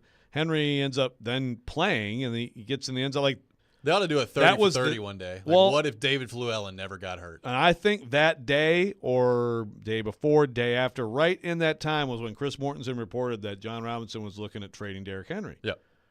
So, again, it's like, I mean, Derrick Henry rips off the 99-yarder in Nissan Stadium that night and goes for like 238 or whatever. Right? He forced them. Like you couldn't look at that and say, okay, I mean, this guy is coming into his own year 3, and he's a force, and he's figured it out. I mean, this wasn't like Vrabel didn't come in here and say, "Fine, give me the running back. Whoever the running back is, I'm building my team around it." It's a fallacy around him that is just because he, in my opinion, intelligently determined who his best player was and did things to win games utilizing his best player. Well, look, it's clear. The Titans have roster limitations that Vrabel cannot overcome right now. Based on the way that their roster is, the offensive line, which we talked about to begin the show, they can't overcome it. And they've not been able to overcome it. The injuries last year combined with the offensive line play, they couldn't overcome it. They lost 7 games in a row. They still have huge roster holes. I mean, we talked about draft needs for this team. You can make a long list of draft needs that the Titans have heading into next year. So it's clear that as good of a coach as I still think Vrabel is, he has not been able to overcome some of the roster limitations. The question I have is, are the Titans going to be able to build their roster back to a point where Vrabel has some tools to work with? Or is this going to be a process where you try to build it back and it just doesn't ever quite get back to the level they had it a couple of years ago from a roster standpoint? And is he still here? And is he traded New England? All these other things. Right. Yeah, I mean, if he's here, then so he's got the franchise quarterback, or the attempt, the guy who will be designated the franchise quarterback to build around, which he has not had yet as a coach. And is Levis going to continue to play like this? Well, then the coach here, who I think will be Vrabel, is going to have a chance to have a lot of success. But yeah, you gotta figure out an offensive line in this league. Take more of your thoughts on Mike Vrabel and the Titans coming up next. 615-737-1025 is our phone number. You're listening to Robby and Rexrode, 102.5-106.3 The Game. Vanderbilt basketball lives here. Hey, it's Kevin Ingram. The Commodores open the season on Tuesday against Presbyterian. Join Tim Thompson and me for all the coverage starting at 6:30. Your home for the Commodores is 94.9 The Fan and the Fan app. Attention all fire protection, commercial plumbing, and HVAC experts. Jarrett Companies are looking for experienced field technicians like you. Tired of working for your large corporate employer? Work for a company where you're more than just a number. Jarrett's Fire Protection, Commercial Plumbing, and HVAC divisions are owned and operated by Nashville natives who want you to grow with their amazing team. Hi, I'm Jason Jarrett, owner of Jarrett Companies. I'm looking to hire experienced experts and will offer a sign-on bonus of up to $5,000 for certified professionals. In addition to our great benefits that include a 401k match, PTO, and top pay with annual bonuses, we'll also provide you with top-of-the-line tools, trucks, and equipment that you need to grow your career. Our customer base is large and our business is booming with many opportunities for advancement. Give us a call or go online to JarrettCompaniesinc.com and apply today to become a member of our family and protect our community. That's JARRETT CompaniesInc.com. Jarrett Companies, where we are above and beyond industry standards. At the Home Depot, Saturdays are about 2 things. The one-of-a-kind wood-fired flavor of a Traeger Ironwood XL grill. And football. That's right, Desmond Howard. Get fired up for the game in just a tap with Traeger's intuitive touchscreen. Then throw on your favorites and monitor the grill from anywhere with Wi-Fi technology. So you spend less time staring at the grill, which means more time for football. Upgrade your Saturday with Traeger and the Home Depot. How doers get more done. At Grainger, we're for the ones who specialize in saving the day and for the ones who've mastered the art of keeping business moving. We offer industrial-grade supplies for every industry with same-day pickup and next-day delivery on most orders, all backed by real people ready to help. So you can get the right answers and products right when you need them. Call, clickgrainger.com, or just stop by. Grainger, for the ones who get it done. Bundling and saving with Geico is an easy choice, so you're free to ponder life's big questions, like, what's the best animal in the world if not humans? I'd strongly consider ducks to be somewhere up there on the list. Think about it. Ducks can swim, ducks can fly, and ducks can walk on land. They have access to all terrains. They are the ultimate animal. And they wiggle their butts when they walk, which is funny. Yeah, ducks are awesome. End of story. Bundling and saving with Geico. It's an easy choice. Some days I cover up because of my moderate to severe plaque psoriasis. Now I'm hitting the road with clearer skin thanks to Sky Rizzy, Rizumkizum of Riza, a prescription-only 150 milligram injection for adults who are candidates for systemic or phototherapy.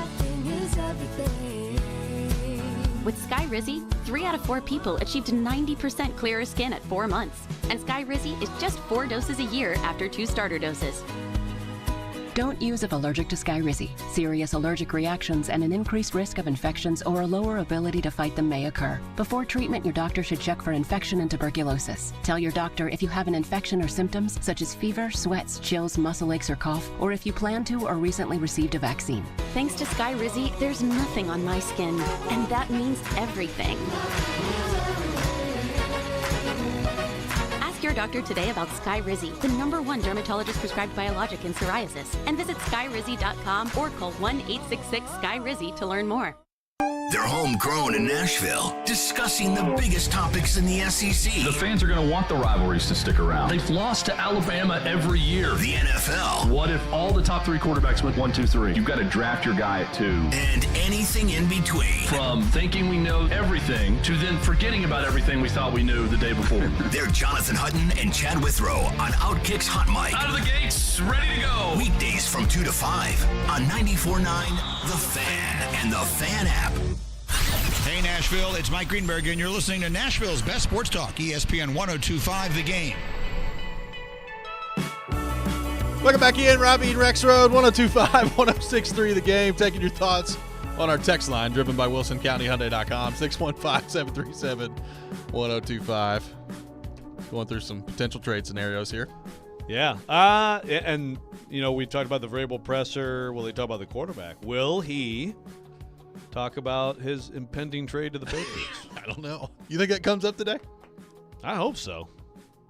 Like, have you been reading the Boston Globe lately? Isn't it? What do you think? What's the way to ask that question? I'm trying to think. Mike, there's a report in the Boston Globe that you are the Patriots' home run choice. Your thoughts?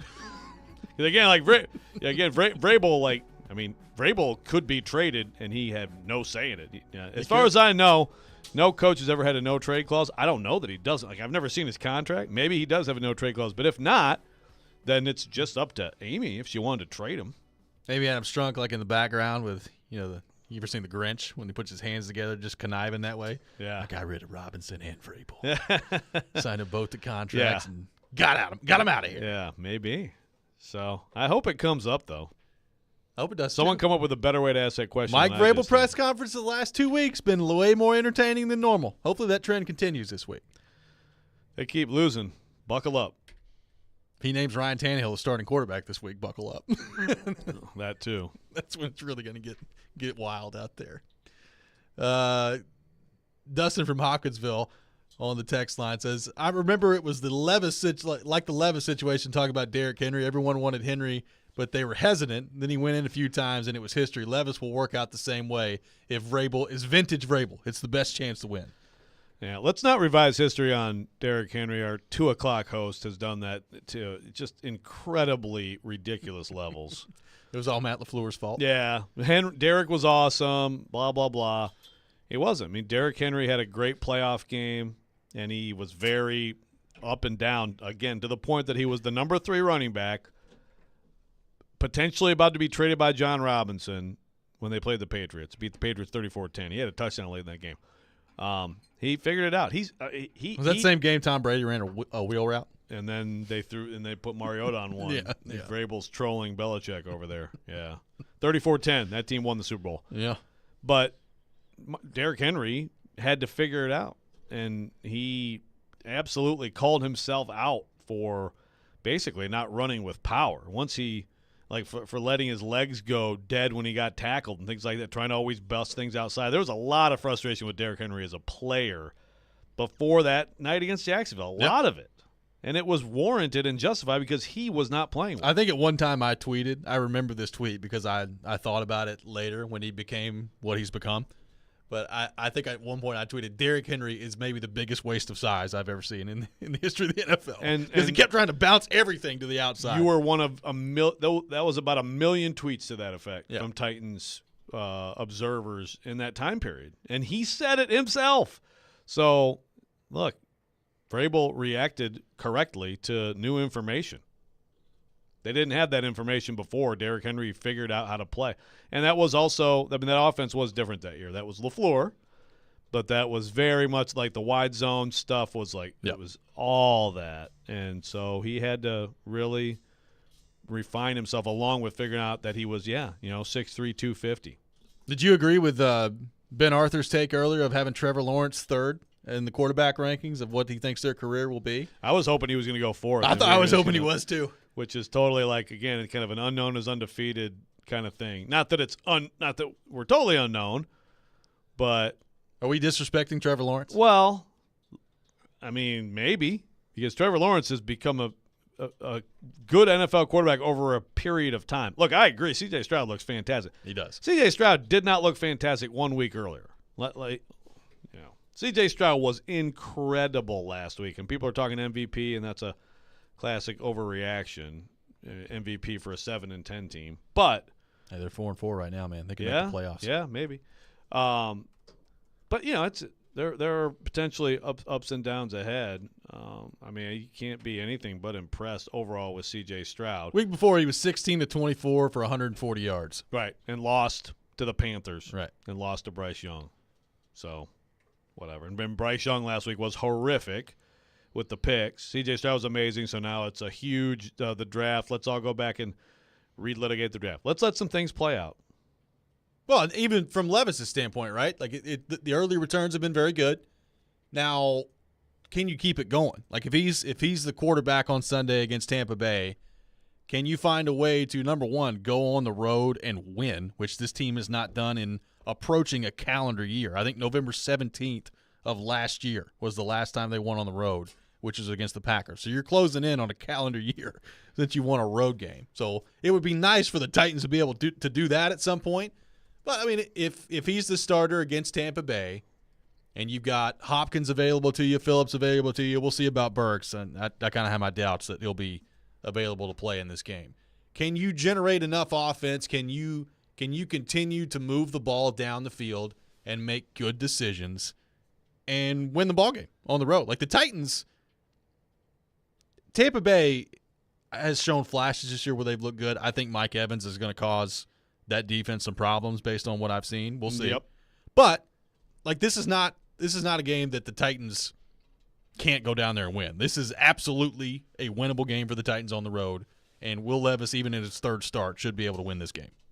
Yeah, they have a chance. The Bucs have a very good pass blocking offensive line, which is one of those things that for most of the Sundays of this year, most of the games this year, the Titans have just been way underperforming in terms of pass rush. And if they can't affect Baker Mayfield at all, I feel like he's going to have a chance to really score some points. Now, Bucs are favored by 1.5, by the way.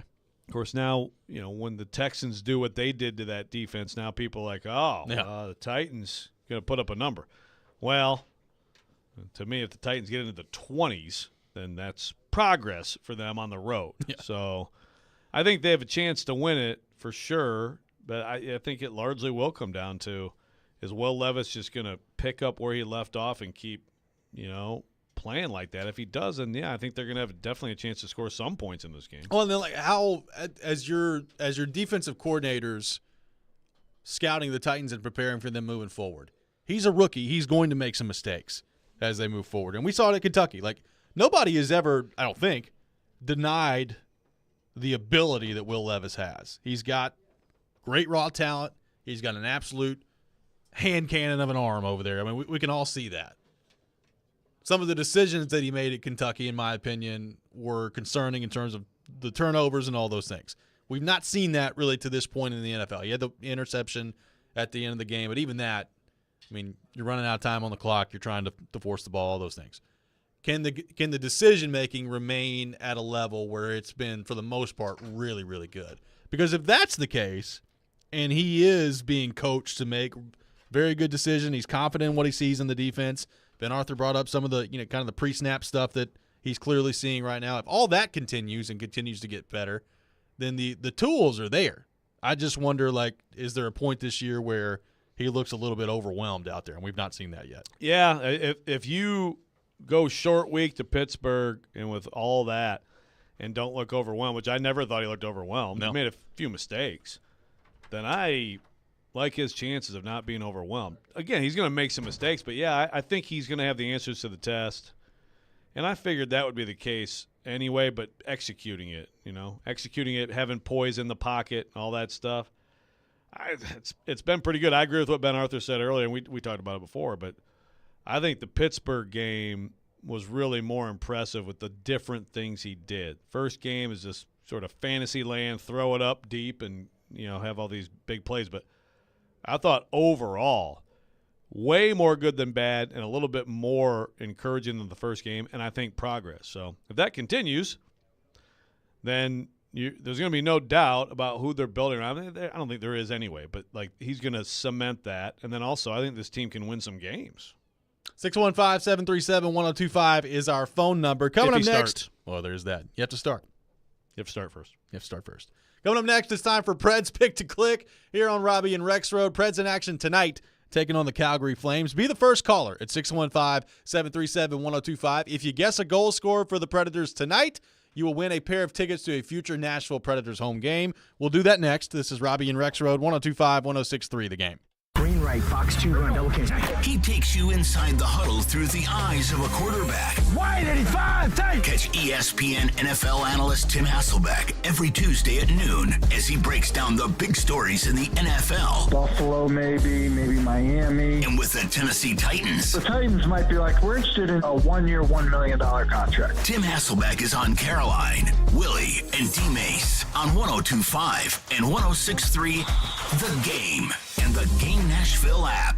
Hey, it's Jared from my friends at Hiller. It's getting colder quickly, and a lot of you are probably firing up the heater for the first time this season. If your system is older or having lots of issues keeping your home warm already, it's probably time for an HVAC replacement. There's no better time to replace your system than right now. Hiller is having their biggest sale ever on select HVAC systems. Get up to $2,600 off a new system until November 15th. This is the biggest discount they've had in years. That's Hiller. Call the Happy Face Truck today. When Genesis Diamonds has a sale, you know it's the real deal. And it's happening November 17th through 19th. Our final store-wide sale of the year with deep discounts up to 35% off. This is the big one. The one where they break all the rules. Plus, Genesis selection is nearly double. With designers flying in their entire collections. All on sale. This is the last and best jewelry buying opportunity of the year. Luxury pre-owned Rolexes included. Lab-grown diamonds on sale too. Save up to 35% and get zero interest financing. November 17th through 19th at Genesis Diamonds, Green Hills, and Cool Springs. Fast-paced health provides easy access to quality care close to home. The streets you live on are the streets we live on. We're part of the baseball games and Main Street parades. Your community is our community, and it's our mission to provide you with quick, convenient, and affordable health care. We're here for the injuries and illnesses, the preventative treatments, the chronic conditions, and so much more. Fast-paced health. 2 new locations, Antioch and Mount Juliet. Hey there, are you seeking relief? Perhaps you would just like to enhance your day or night. Did you know there are legal THC products available right here in Tennessee? I'm serious. You can have legal THC products shipped to the comfort of your home. Yup, Comfort in Cannabis is only one website away. Visit greentreescompany.com. Green Trees with a Z. Your company's hiring. Who isn't? We would love to show you how to use 102.5 The Game to attract and retain employees. We can also help you find the exact person you're looking for with a targeted digital campaign. You can trust our team to help you build your team. Email us at together@cromwellmedia.com. Get ready for a magical holiday experience at Belmead Historic Site and Winery. Join us for our free holiday open house Thursday, November 16th from 5 till 8 p.m. Meet Santa and Mrs. Claus, tour our enchanting mansion, and delight in holiday crafts and activities for the whole family. Treat yourself with our renowned wines and bourbon from Belmead Winery and savor foods from the Belmead Meat and 3. Let's create cherished memories that will last a lifetime at Belmead Historic Site and Winery. Only 7 miles from downtown Nashville. Reserve online at visitbelmead.com. Jim Gaffigan here with some more Straight Talk. Now you can get a Walmart Plus membership, plus not pay for it, because it's included with Straight Talk wireless plans. You get free delivery with Walmart Plus, plus a Paramount Plus subscription included. Plus, you pay less for gas. That's a lot of pluses. Only Straight Talk gives you unlimited 5G data and Walmart Plus included on select plans for free. Straight Talk wireless, available at Walmart. Requires service on Gold or Platinum Unlimited. One offer per eligible account. Paramount Plus Essential Plan only. Separate registration required. Additional terms apply.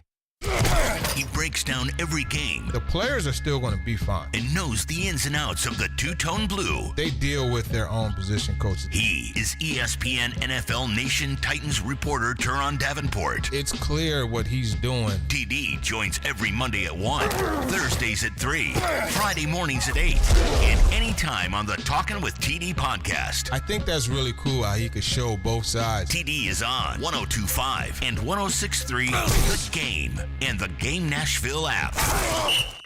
You're listening to Robby and Rexrode. It's part of this nutritious breakfast. On 102.5 and 106.3 The Game and the Game Nashville app. It's time for Preds Picks to click. And a shot at the score. Do you think you know who will score a goal in tonight's Predators game? Little give and go. Shoot your shot for a chance to win Preds tickets.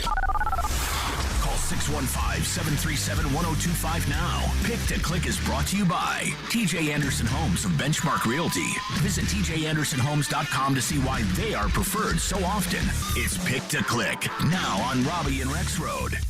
It is that time for Preds Pick to Click on Robby and Rexrode, presented by TJ Anderson Homes of Benchmark Realty. List your home with TJ to get your home seen, heard, and sold. Preds back in action tonight, continuing their road trip, game number 4 of the road trip against the Calgary Flames. The standings in Preds Pick to Click are as follows. The listeners, Joe Rexrode and Nick Keyser, all with 3 correct answers. Nice. All tied for first place. And I am in the basement looking up, waving at all of you with 1 correct answer so far in the competition. Good job, Robby. It's a lot of season left. A lot of season left to go. Long way to go. With that in mind, let's go to our 102.5 The Game phone line, driven by WilsonCountyHyundai.com, and welcome in Caleb. Caleb, good morning. Thanks for calling in. Who is your pick to click for the Nashville Predators? Hey, good morning, guys. So I'm a little torn today as who I was going to take, but I think I'm going to go with who's won it for me before. And since I'm a big-time Jomer, I'm going to leave Forsberg out there for him and give me Yossi for tonight. Going with Roman Yossi, the selection Preds pick to click. Caleb, thanks for calling in. Joe Rexrode, the floor is yours. The first pick, Yossi off the board, your pick to click.